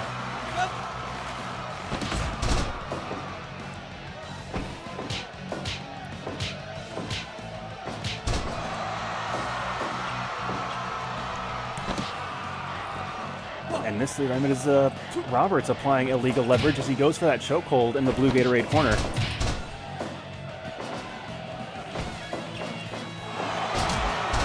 And Linda Alpizar hitting Eat the Feet, but only getting a 2 count against Roberts. And Roberts will stay in this match and try to chase Linda to her corner, but unable to do so. But is able to shut down the Alpizar's tandem offense. I think that thus far has been the story of this match, is their teamwork is just a little bit out of sync.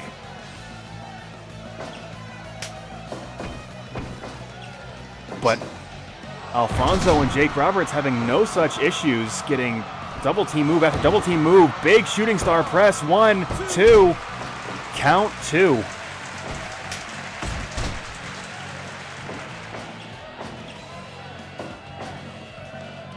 Now Eric going for the cover, only gets 1.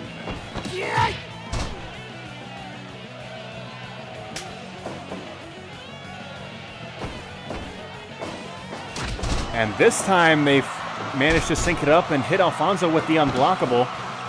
10 minutes gone.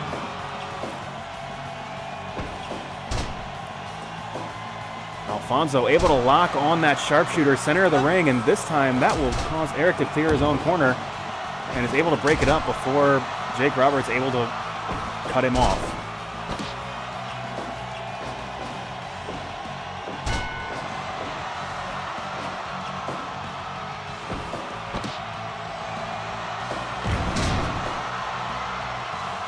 Fireman's carry buster from Alfonso. Linda is dazed, but barely able to make it to her own corner.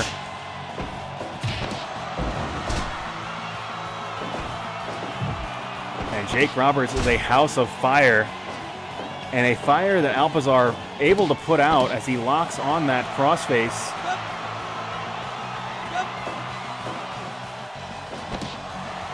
And Jake Roberts responding back with a stretch of his own. Both men to their feet.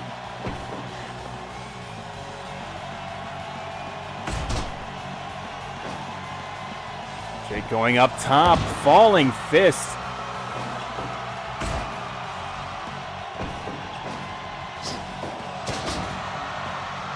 Picture perfect backdrop from Jake Roberts, but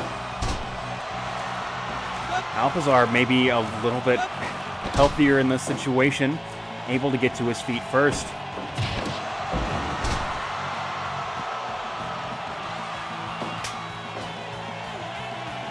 Alpizar dazed, but able to get Roberts off of him, but now he's got to contend with Alfonso as Alfonso hits a belly-to-belly overhead suplex.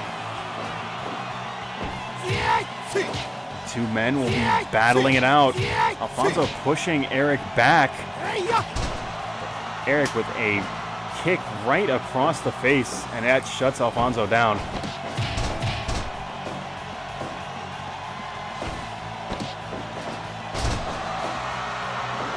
And a twisting bottom drop and to an enziguri, picture perfect to the side of the head. And Alfonso will go back to his own corner, bring Jake Roberts back into this. Alfonso hitting a rock bottom of his own. Jake with a big clothesline. Looks like he may be going for it again, and he does. DDT, center of the ring. But Jake is not finished. Spinning lariat. And Linda going back to her own corner. That DDT of Jake's is absolutely devastating.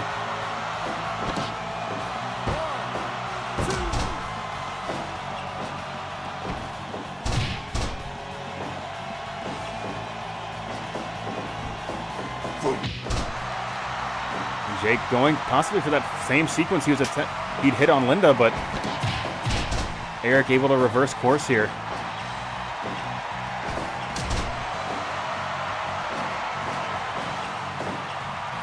Once again, it is Eric Alpizar and Alfonso one-on-one in the center of the ring. And a big leg lariat from Alpizar. Alfonso hitting his spine buster and electing to bring Roberts back into this match.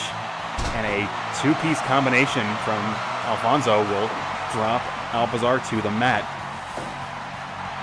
Jake going up top, and another falling fist, this time right into the back of Eric Alpizar.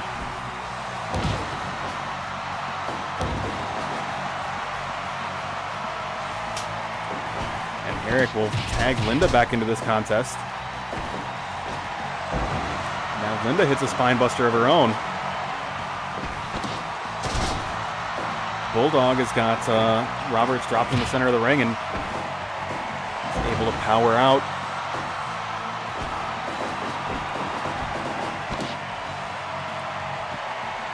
And Linda with a good lucha thing, the same lucha thing that Maglo used to defeat Kula several weeks ago.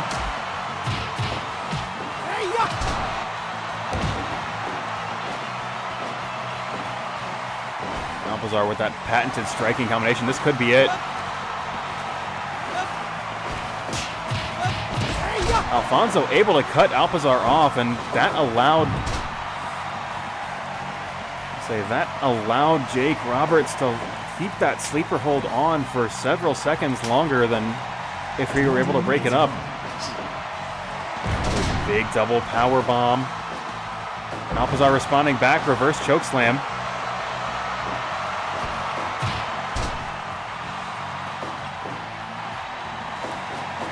And Eric is a house of fire with that leg lariat.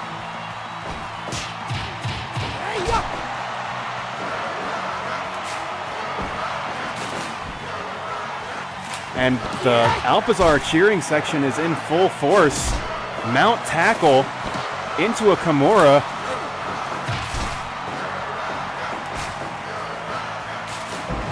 And another reverse chokeslam. And we've got Linda back in this contest, but that was a great deal of momentum that the Alpizars have on their side. But a big leaping cutter from Alfonso, trying to squash that momentum as best he can.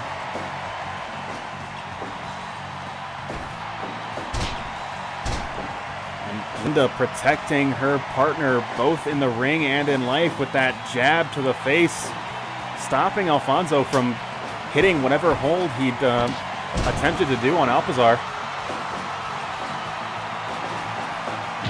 Rolling lariat from Jake Roberts.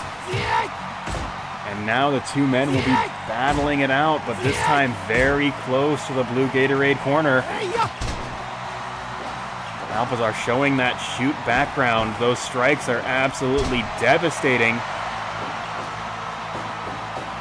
We're able to sidestep another rolling lariat. As Jake hits the stunner, but Alpizar immediately to his feet. The crowd must have energized him.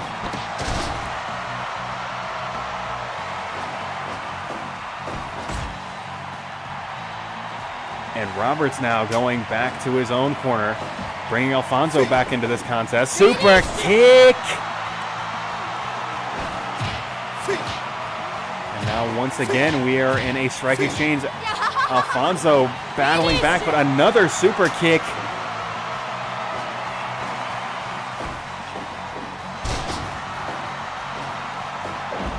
We call the gentleman from Daytona the Party Crashers, but it is Linda taking Alfonso and Jake to the party. Alpizar with the cover one, but it is not enough. And the crowd once again getting behind Alpizar. Jake breaking that hold up. And a cutter center of the ring. Alfonso electing to bring Roberts back in. And once again, another double powerbomb. The tandem offense from this improvised team has been absolutely spectacular. And another stunner from Roberts.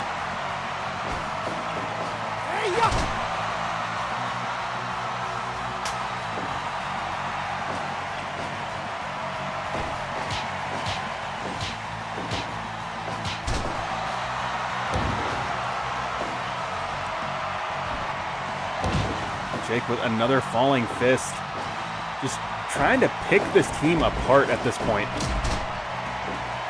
Slight miscalculation allowing Linda to capitalize. Big boy senton off the top turnbuckle, and she might be going for another one, and she does.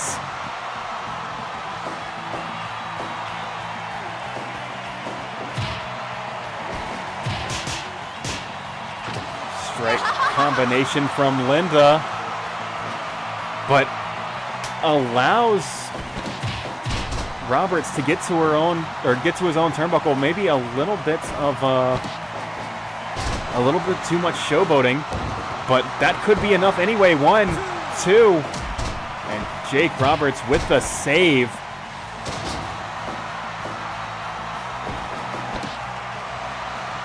Alfonso, fireman's carry buster, but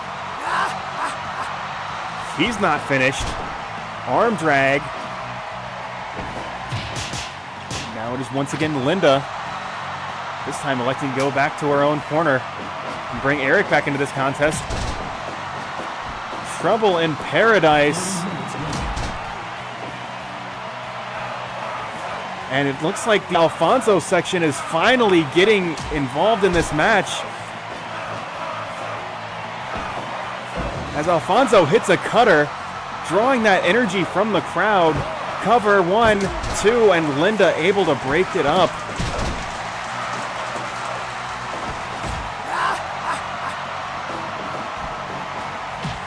And Alfonso with that Tony Jaa.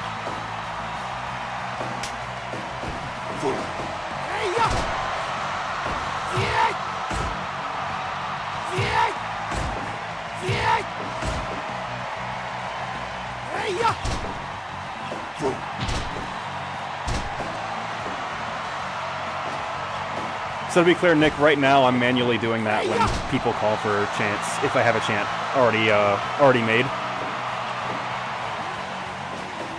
Because I don't have anything hotkeyed or a bot to do this for me.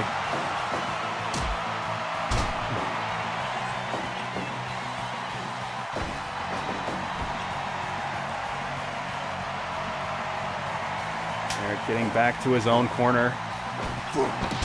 And this match has been going on for... I was going to say this match going on for nearly 33 minutes. All four competitors have to be at the end of their rope, and Linda was in this case, as Jake Roberts hits that half crab and taps nearly immediately. So quickly, Eric unable to break it up.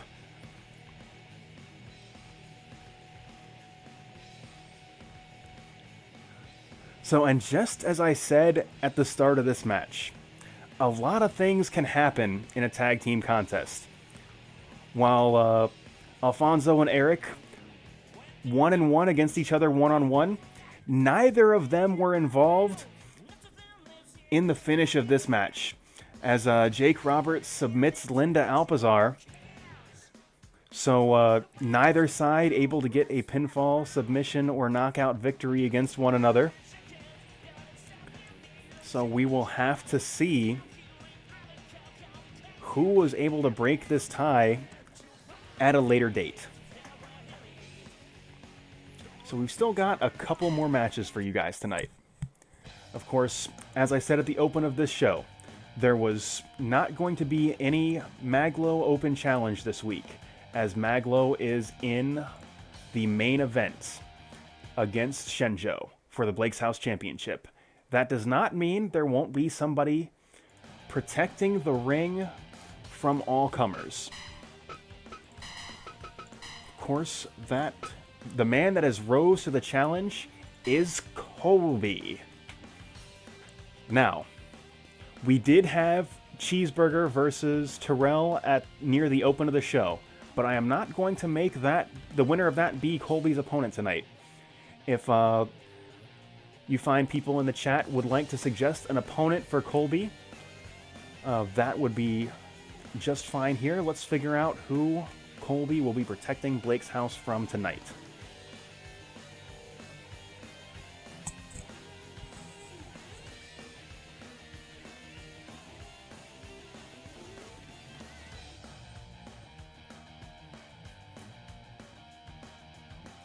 So I am not gonna give you the Rapture, just because, like, that is kind of a main event thing. Like, we're saving that one for the pay-per-view, brother. But, Hawk... Oh, and Hawk as in, Hawk Legion of Doom?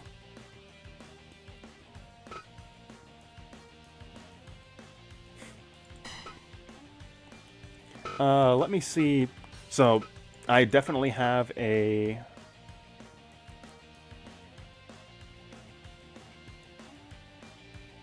See, this is the problem about not deciding it with the Maglo Battle Royal. Is, now Alfonso was first in with, Hawk. Do I have him in? I must have him in either WCW or, like... Because I definitely do have one. Oh no, I've got him in fucking All Japan for some reason, because my fucking stables are fucked up.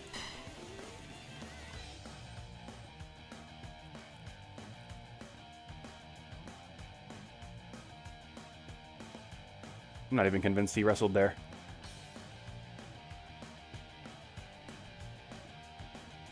So yeah, I'm going to check if I have a T-Hawk. I'm pretty sure I don't. But I'm pretty sure we're going to go with Hawk from the Legion of Doom.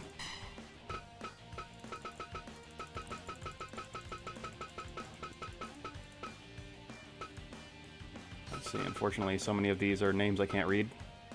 You hate to see that. Yeah, now I'm just curious if I have a T-Hawk. That Vega looks good. Like, that is really well done. Okay.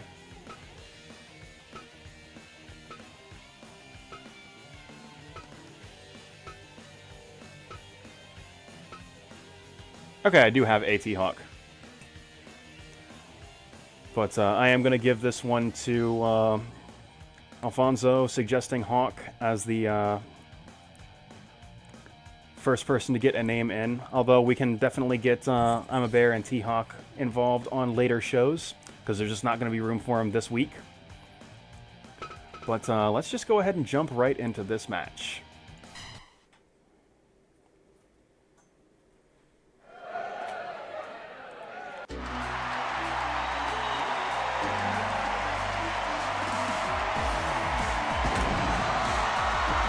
COLBY for the Blake's House regulars had a brief excursion in Japan where he would take on wrestlers while he was touring that area. He is back in a Blake's House ring proper and defending that Blake's House ring while Maglo goes on to the main event to challenge for Hsien-Jo's title.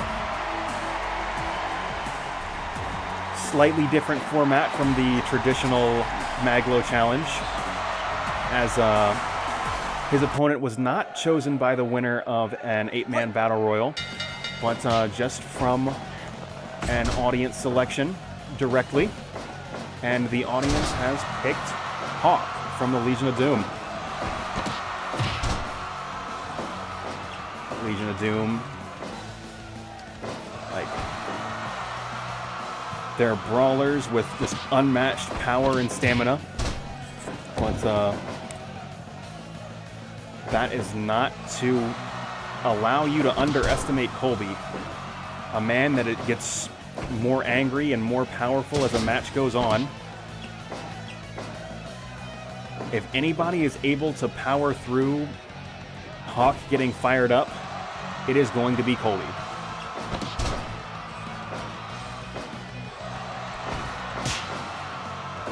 Big chop to the chest from Hawk.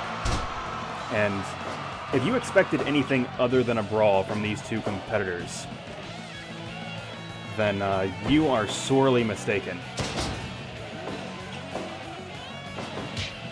Ooh, COLBY beating Hawk to the punch, possibly gearing up for a drop kick. But Hawk will hit a big back body drop.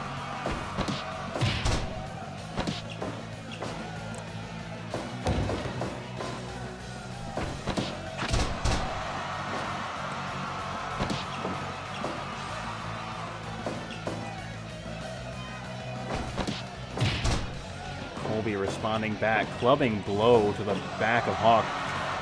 And now just trying to slow the match down a little bit. Colby already busted open much earlier in this contest.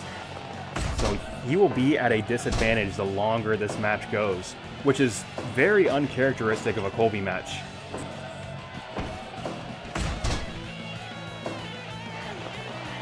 Keep up.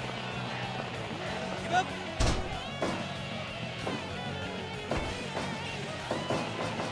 He's whipping it. But Hawk just powering out of whatever Colby wanted to do. Keep up. And getting stretched out with that chin lock. Hawk possibly in just Road Warrior mode. Just shutting Colby down every step of the way. And that big gorilla press dropping Colby to the outside. Big leaping pile driver. Those mats are only a couple inches thick. And there is concrete underneath that. That is just... like, that could very easily result in injury. The crowd starting to rally behind Colby.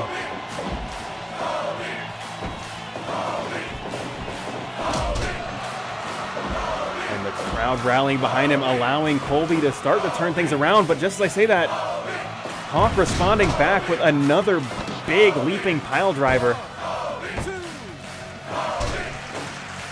And that energy from the crowd just not quite enough, although it may have given him the inner strength he needed to kick out of that. Ooh, big lariat.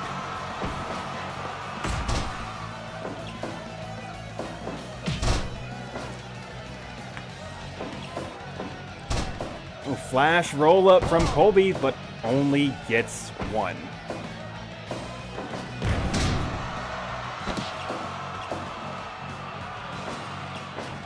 Yeah, production from Maglo, who you may know from maglo.bandcamp.com. That sounds like a real link. But also from Blake's House Wrestling, the official audio producer of Blake's House Wrestling.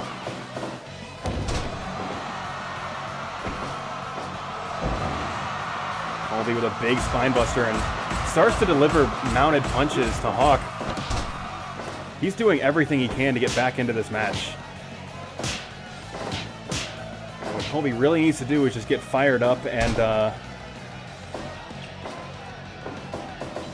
hit that atomic lariat that you know he's looking for, but Hawk is not making that easy, and that big boot right to the face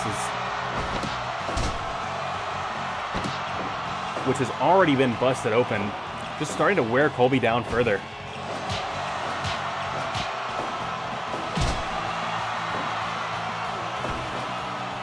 Colby unable to create an opening to hit that lariat of his, which is his trump card that allows him to turn matches around. Big drop kick from Hawk. And there it is. There's that atomic lariat. And count 2 from Colby. And just as I say that, Hawk shutting him down with those clubbing blows of his own.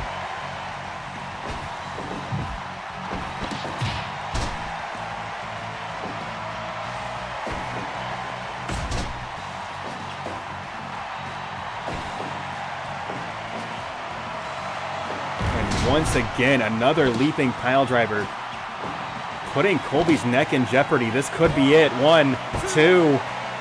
No. It's not enough. How much more does Colby have in the tank? Hawk running the ropes. Big falling fist right to the jaw.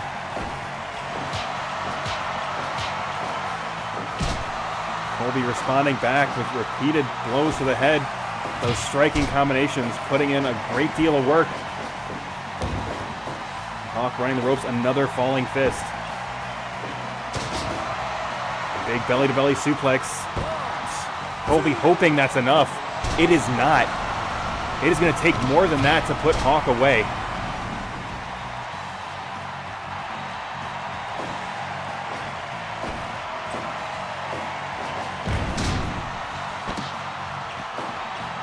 And Another massive slam from Hawk, just trying to shut COLBY down, but COLBY will not be deterred.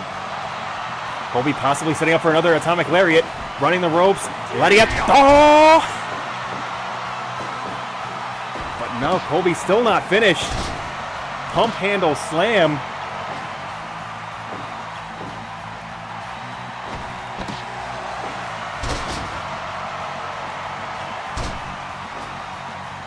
COLBY possibly slight miscalculation there going to the top rope, but just not enough energy to climb the corner turnbuckle. This time going for the cover after that turn belly to belly, and only a 2 count.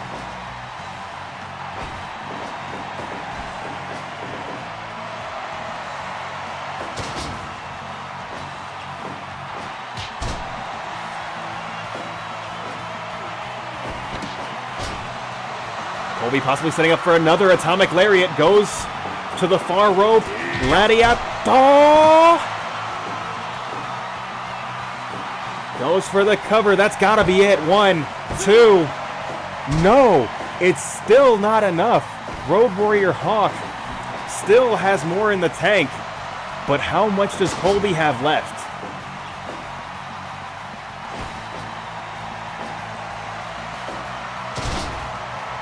Hawk just absolutely yeeting COLBY across the ring as COLBY is thrown to the outside. 2, 3, 4, 5, 6. COLBY once again with that turn belly to belly, and COLBY just taking a bit of a breather on the outside. 10, 11.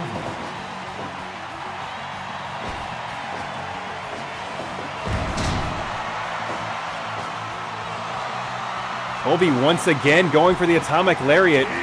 He's running out of ideas at this point.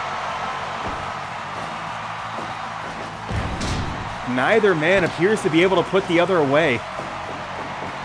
Hawk now running the ropes, falling fist, but COLBY to his feet. Big bulldog from COLBY, and COLBY needs a minute to breathe. This match has been absolutely ridiculous.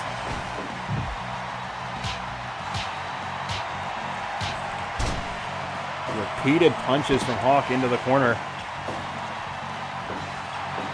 What do these men have left? What tools have they not brought out of their bag of tricks that they can employ in this match? Neither man is willing to go down. COLBY once again just doesn't have it in him to get to that top rope.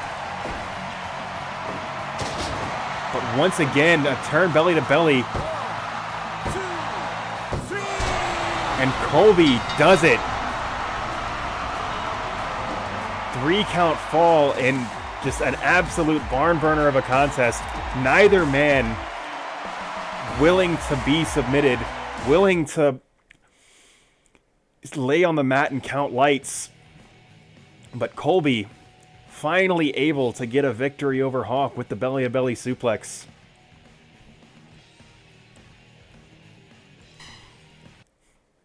And COLBY, while Maglo is away in tonight's main event, protecting this house from challengers all around space and time. And now that we are not in a match, and I can address your comments, Drew. So Orlando hasn't had a match tonight, but I highly recommend you check out the video I posted on my Facebook, because Orlando's crowd chant is fucking incredible. But yeah, that is fucking massive shout outs to Maglo, who helped me produce all those all that crowd noise.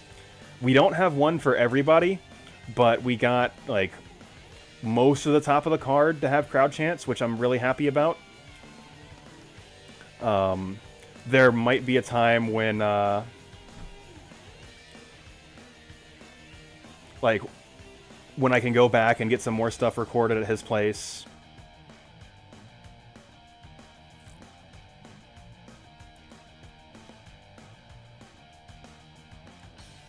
Let me see.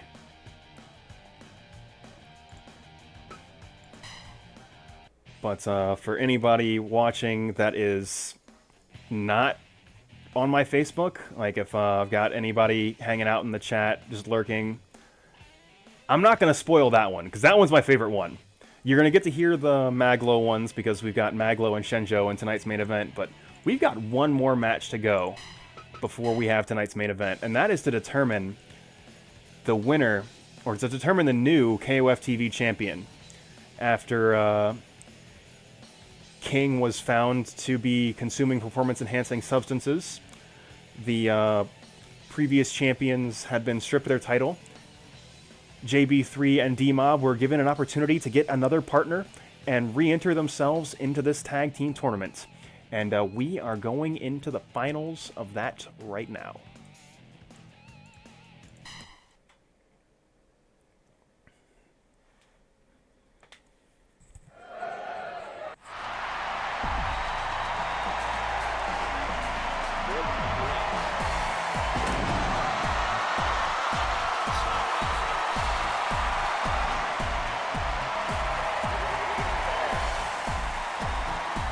Oh yeah, this is still set to single entry because reasons.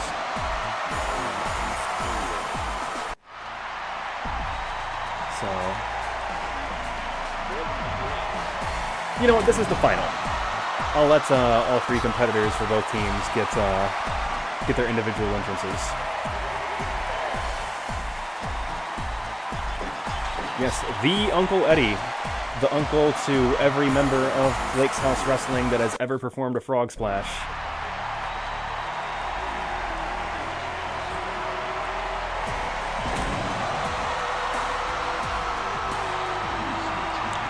And, Babyman. The hardcore competitor from Nick's Wrestling Organization that brought no fewer than 5 barbed wire bats into the ring in his last match.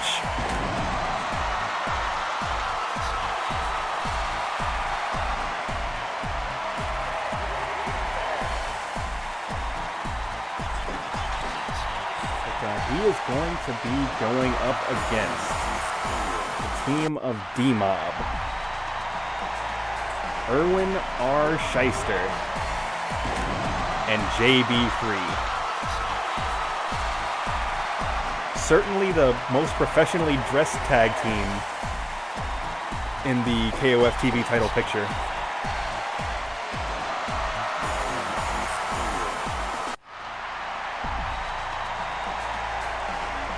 And as I said, it's going to be very difficult to tell who has the advantage going into this match, as both teams were in just knockdown, drag-out battles to advance into the next round. Difficult to say who has the edge in terms of being the fresher competitor. JB3 uncharacteristically unprepared for Babyman to come out of the corner swinging.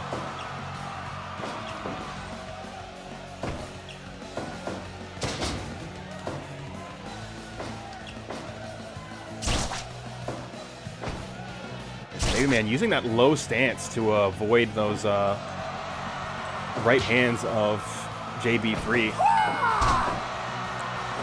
And it would appear as though JB3 finally has met his match in terms of somebody willing to fight as dirty as he does, as both men going low blow for blow.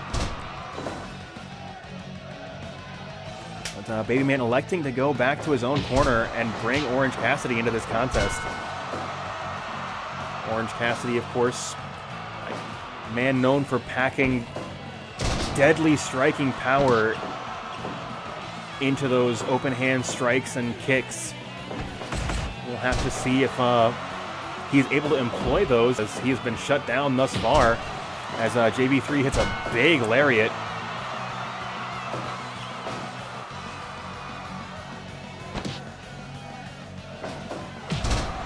Big dropkick as Babyman set him up perfectly for that. And JB3 electing to stay in this match, which I've got to say is good strategy on the Orange Gatorade team's part, as JB3 was out of the first match for quite a while. So possibly trying to conserve the energy of his partners, Irwin Shyster and D-Mob. But right now we've got IRS in this match. 2.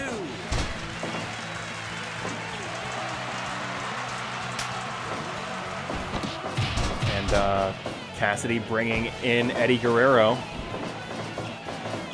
IRS a little bit distracted. Took his eye off the legal man, and that allowed Guerrero to escape any punishment after that Irish whip.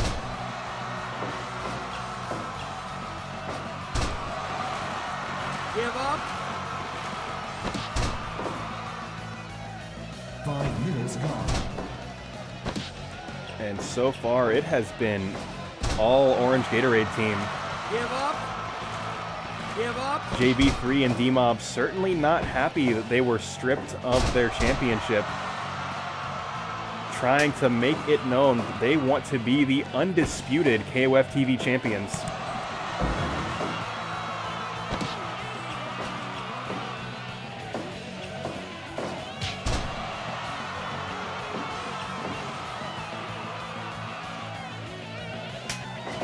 They will have to get through a stacked blue Gatorade team to do it. 1, 2, Babyman 3, just crushing a light tube onto D-Mob's back, and D-Mob is busted open. 7, 8, 9, 10. Babyman with that hardcore style, clubbing blow to the top of the head with that steel chair. 1, 2, 3, 4. And Babyman coming out swinging here. But D-Mob responding back with a big running power bomb right into the center of the ring, setting up IRS perfectly.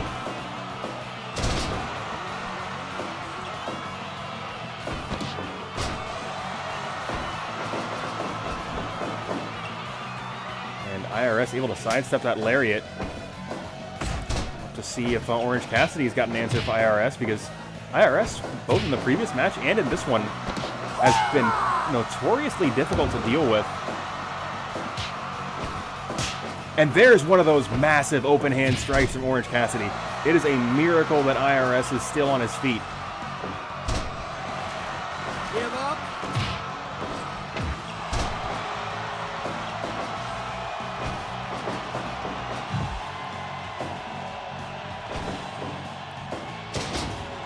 But IRS handling himself quite well.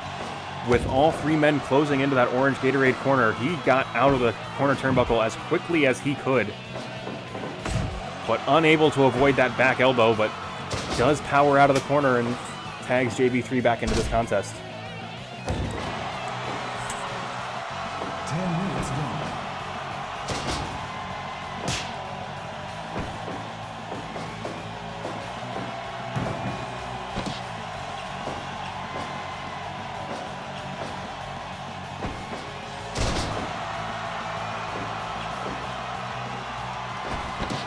Orange Cassidy surprise roll up. And that was nearly enough as D-Mob, possibly dazed from the loss of blood as well as competing in another match earlier tonight, was not able to break up that pinfall on his own. And actually, on the subject of competitors that will compete with JB3 on his own level, every single one of these members of the Blue Gatorade team are no strangers to fighting dirty if they have to.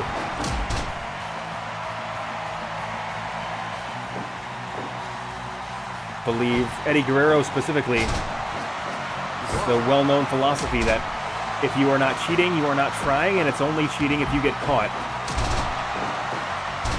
Another flash roll-up, but will not result in a pinfall as JB3 able to get to the ropes.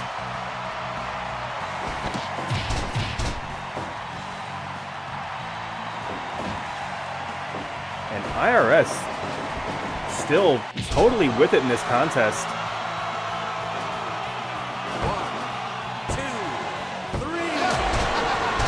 IRS with a pinfall victory.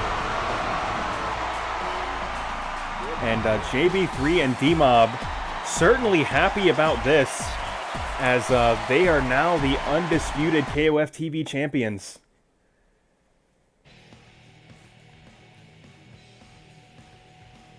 So JB3 demanding a place in this tournament, as he believes he was unfairly stripped of the title, is able to win the tournament and legitimize his championship victory.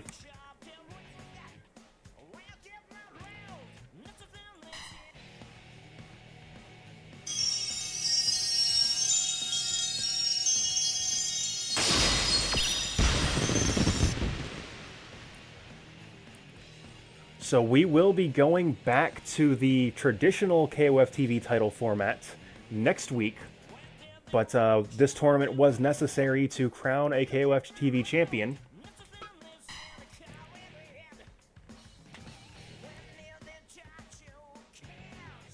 And that is a congratulations to JB3, IRS, and D-Mob.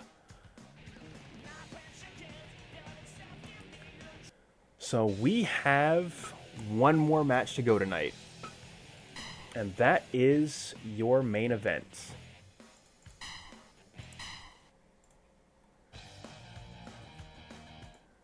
So we have Maglo and Hsien-Jo for the Blake's House Heavyweight title.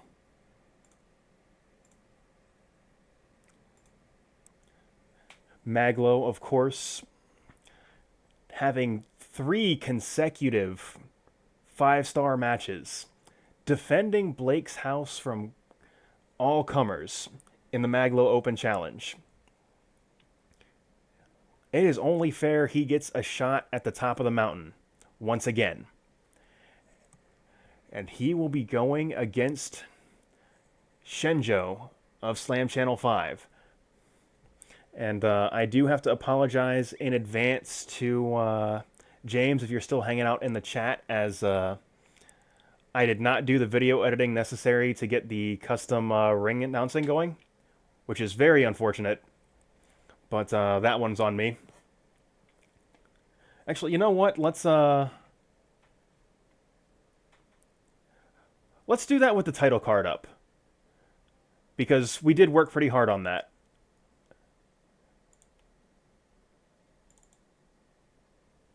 So I believe Hsien-Jo's manager wants to, Hsien-Jo's manager would like to introduce the competitors, and I will give this man a microphone and an opportunity to do so.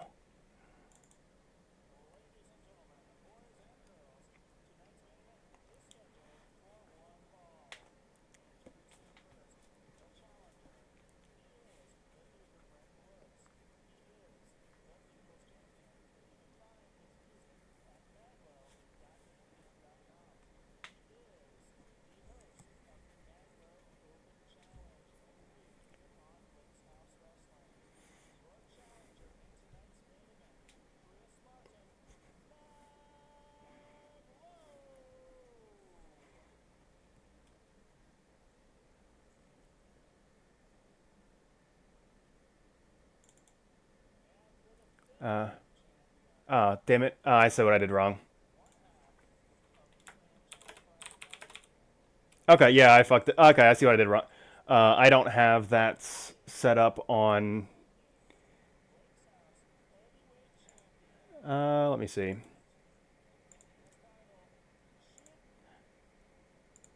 So, yeah, I figured out what I did wrong. I don't have the audio source on this scene. So we're learning how to do audio and video production while we go here. So yeah, I'll just play the ring announcements here, and then we'll just go into the match. Ladies and gentlemen, boys and girls, tonight's main event is scheduled for one fall. Introducing first, the challenger. He is the Duke of Bretton Woods. He is the People's Champion. You can find his music at maglo.bandcamp.com. He is the host of the Maglo Open Challenge every week here on Blake's House Wrestling. Your challenger in tonight's main event, Chris Martin, Maglo!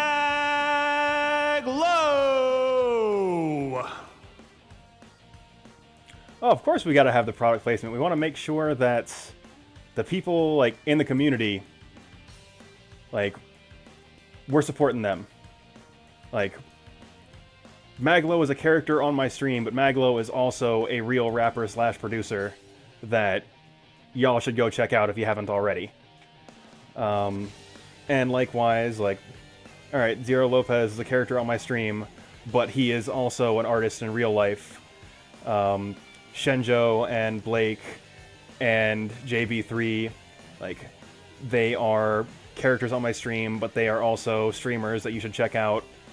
Like, I do want to make sure that the people that are participating in my show, like, get acknowledgements for the shit they do. But, I believe Hsien-Jo's manager is not done with his ring introductions, as we've got one more competitor left to introduce. And the defending champion, he is one half of the Slam Channel 5 tag team. He is the Ultimate Space Jam. He is your defending Blake's House heavyweight champion. Tonight, defending his title, Hsien-Jo!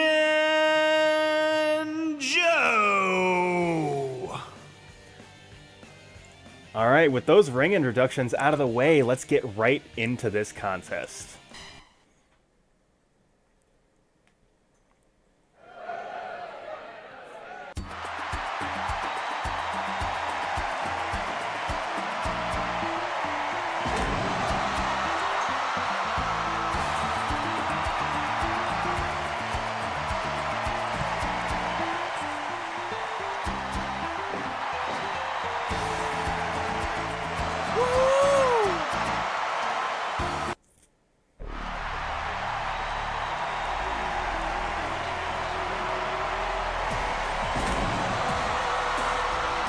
I mean, that is a credit to Maglo as a producer. Like, he made us sound great. But,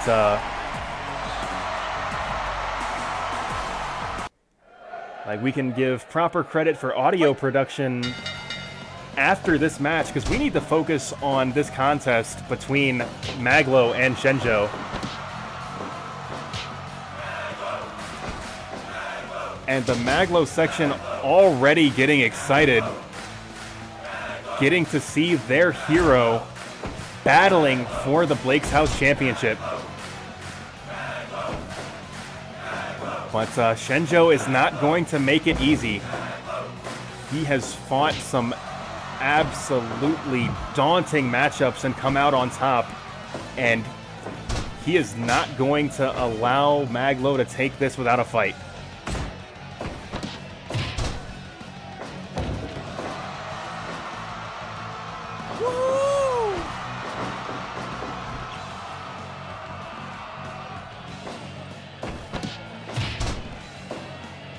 Right now, Hsien-Jo handling himself quite well,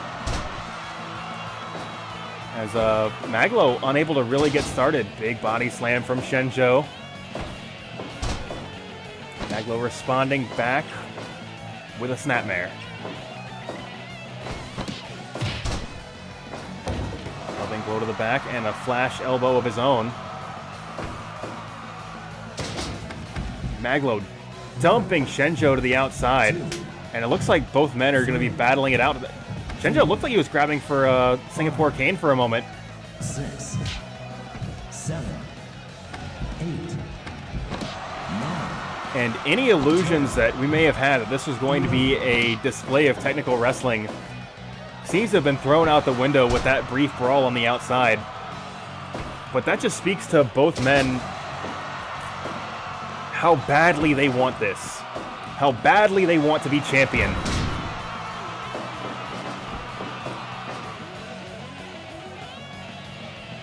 Maglo scrambling to his feet before Hsien-Jo could capitalize any further. And Maglo with his patented spinning toe hold.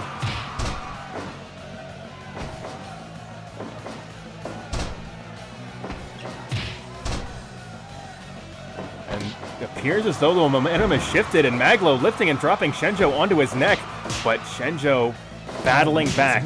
Neither man willing to concede an inch. Neither man allowing their opponent to maintain momentum for more than a few moments.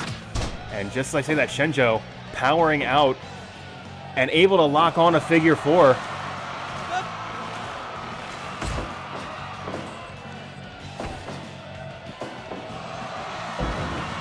And Hsien-Jo all power right now. Big elbow drop, hold.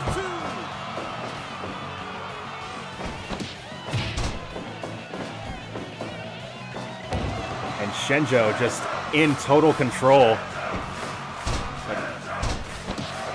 Maglo's trying to slow him down at the moment where the crowd is the most behind him. Hsien-Jo converting those chants into the energy he needs to throw Maglo over his shoulders and lock on another hold, trying to disable Maglo.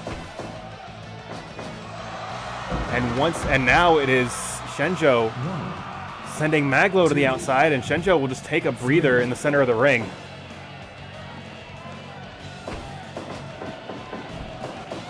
And another big belly-to-belly overhead suplex. Hsien-Jo really showcasing his power advantage here. Not allowing Maglo to get started. Ooh, ducks that clothesline, and there's a clothesline from Bretton Woods. Signed, sealed, and delivered, but only a 2 count. But that could be just what Maglo needed to get back into this match as he locks on the deadly spinning toe hold.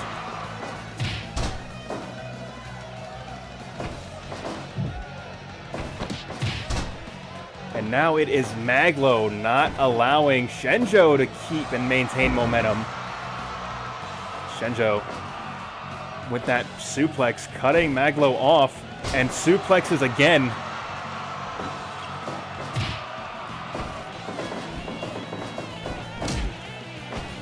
Slight miscalculation allows Maglo, I was going to say to cut him off, but no.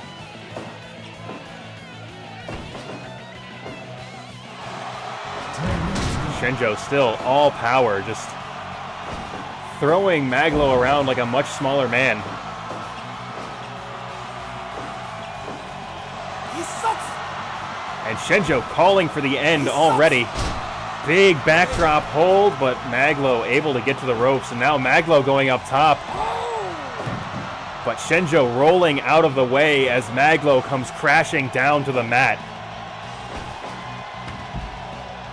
Maglo setting up for something here.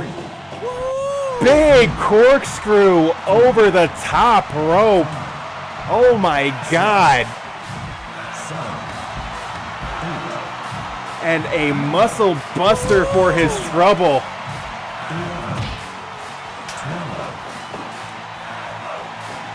And Hsien-Jo swinging wildly with the steel chair, but it is all Maglo right now. But despite that burst of offense, that was just not enough, as it's once, twice, 3 times Maglo was planted into the mat. 1, 2. No, still not enough. So Hsien-Jo going to do what he does best, and that is throw men around the ring. He hits a big lariat on Maglo, and it could be going for that triple powerbomb again. 1, 2, 3 powerbomb, stacks him up. 1, 2, 2.9, still not enough. And this time Maglo finds his mark with that diving elbow.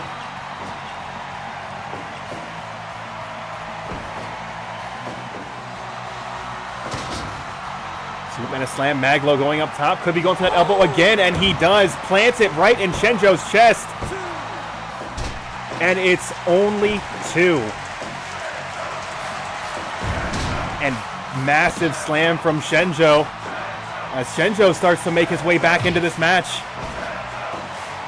And big spine buster. Oh, but no. Maglo driver. But unable to capitalize. Finally to his feet. Gets the cover. 1, 2. No. Hsien-Jo kicking out and once again going to that suplex that he's so comfortable with.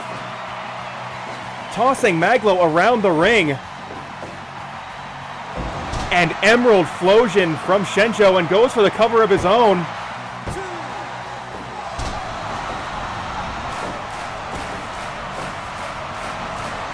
One, 2, 3. Stacks him up, but Maglo able to get to the ropes while the crowd chants his name. But it just doesn't seem like it's enough. Hsien-Jo is in total control.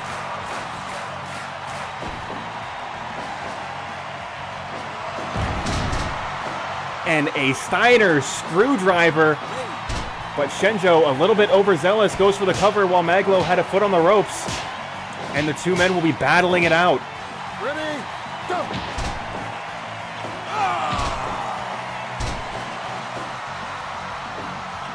And there's that patented ride and tackle. Oh, by a big hip attack, and it is once again the Maglo show. Hsien-Jo responding back, dropping Maglo on his neck. 1, 2, 3, count fall. And Hsien-Jo finally the man to break Maglo's winning streak in a match that could have gone either way. Both men battling it out for nearly 20 minutes.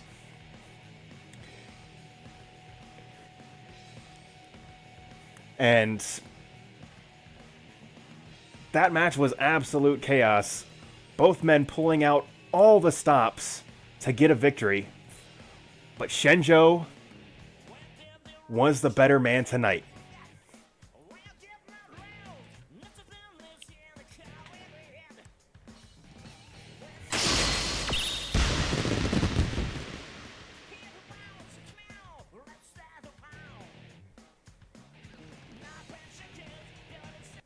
I mean, there's never been a bad Maglo match.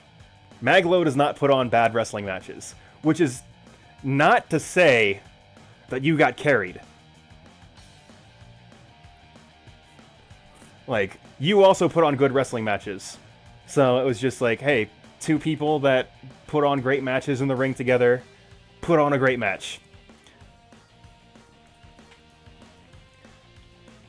And, yeah, no, that's, that is going to be it for the canonical portion of tonight's show. Of course, we do have our dark match that we like to go home on. So let me go ahead and random all, and let's see what we got to work with today.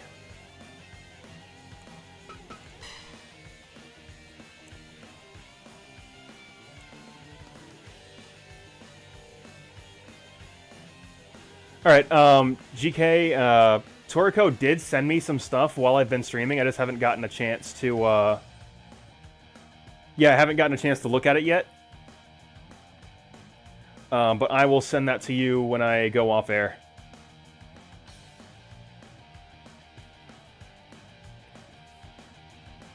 Actually, you know what, James, if you want Zane, like, cut a promo on him and we can just make it a real match on, like, a regular show. But, so out of the 8 names that we see on the screen right now, so Linda literally wrestled today. Antonov has already been on Blake's House TV. I believe everybody else is available. Tiger Mask versus Cena, I am not mad at that. I will strike out Hakan. Because I'm definitely cool with Tiger Mask. And wouldn't be mad at Cena. If I don't see any other suggestions, then that is what we are going with.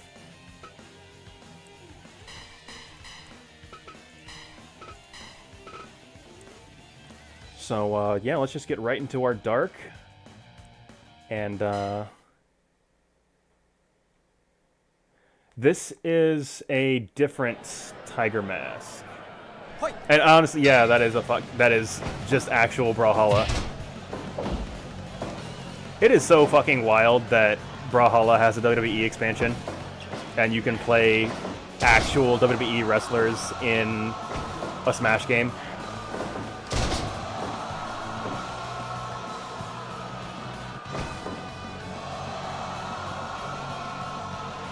I can't remember which Tiger Mask was Misawa. I don't think this one was it, but his knowledge of like Japanese wrestling history is super spotty.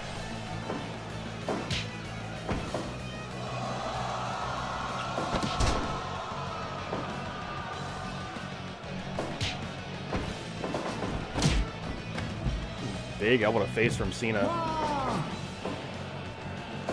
But yeah, I mean, I spent way too much money on the WWE HeroClix set, so I can play a tabletop miniatures game where I pit professional wrestlers against, like, Superman, Shredder, Muhammad Ali, and fucking, I don't know, Spock Star Trek, I guess.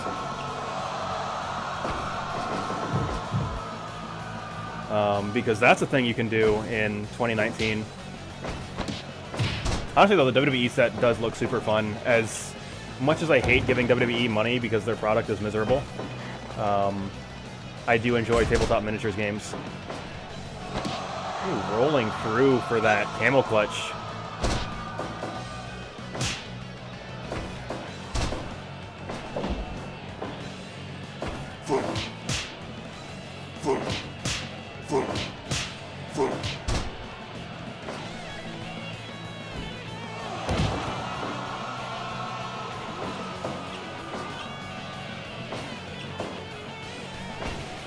I mean, I could believe that.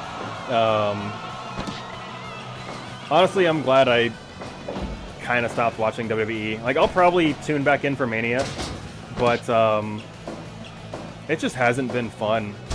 NXT's still been reliably pretty good, but haven't made time for it just because, like, I've been kind of burnt out on WWE in general.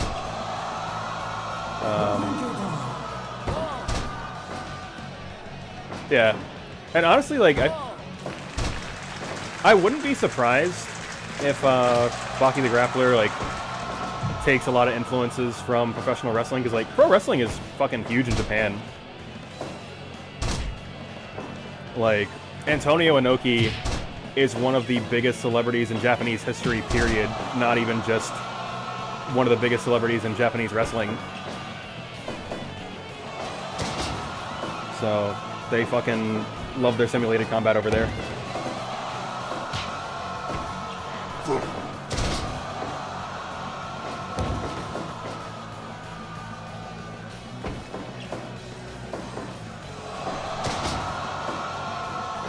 Spinning backdrop from Tiger Mask.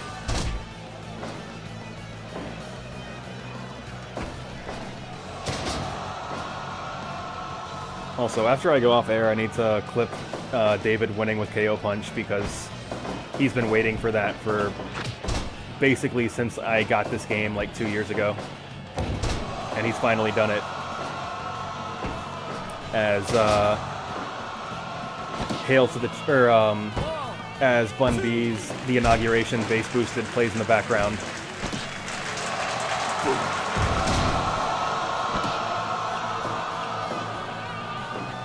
Also, I get, because I've already spoiled it on my Facebook, and this is like the dark match, so it doesn't matter. I am going to play this Orlando Nunez chant because it's fucking incredible. And like, my reaction on Facebook, like, that was not me trying to work the crowd. I was legitimately rattled by this when I heard it for the first time.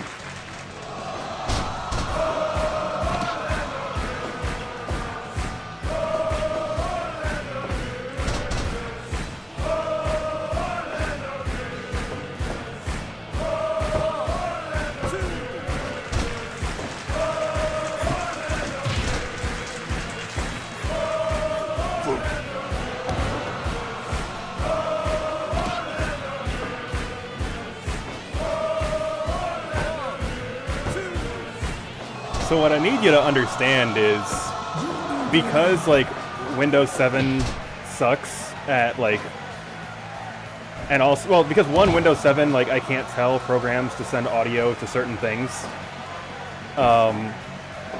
So like everything plays out of my headphones until like I get third-party software set up correctly to not do that.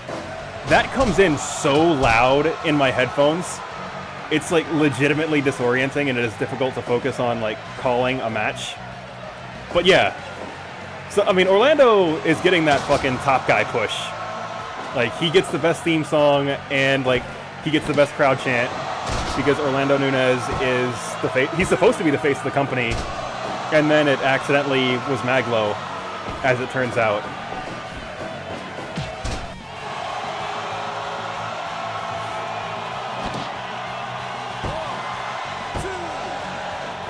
Like, and that's another, like, on the subject of Maglo, I'm still very saddened that nobody in my friend group watches Haikyuu, because the other, like, Maglo has two chants, and the second one is the Datako chant, and fucking nobody I've played that chant in front of has ever watched Haikyuu. And that's a shame. That's a good anime.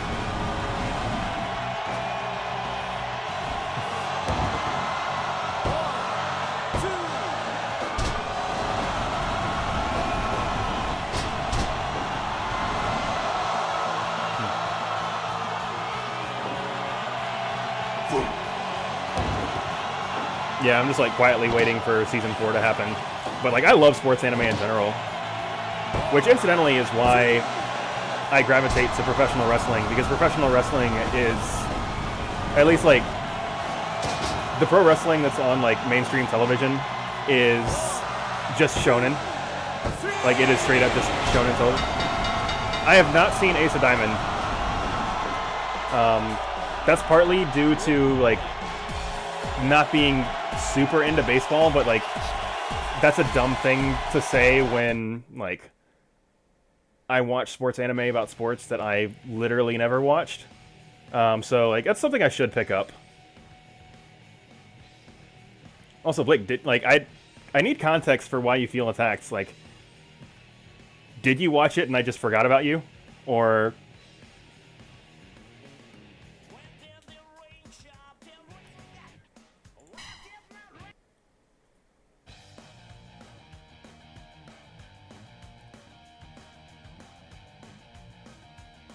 Yeah, like, I should at least check it out, because sports anime is not actually about sports, so even if, like, I don't know shit about baseball, if the characters are good, I'm sure I'll still like it.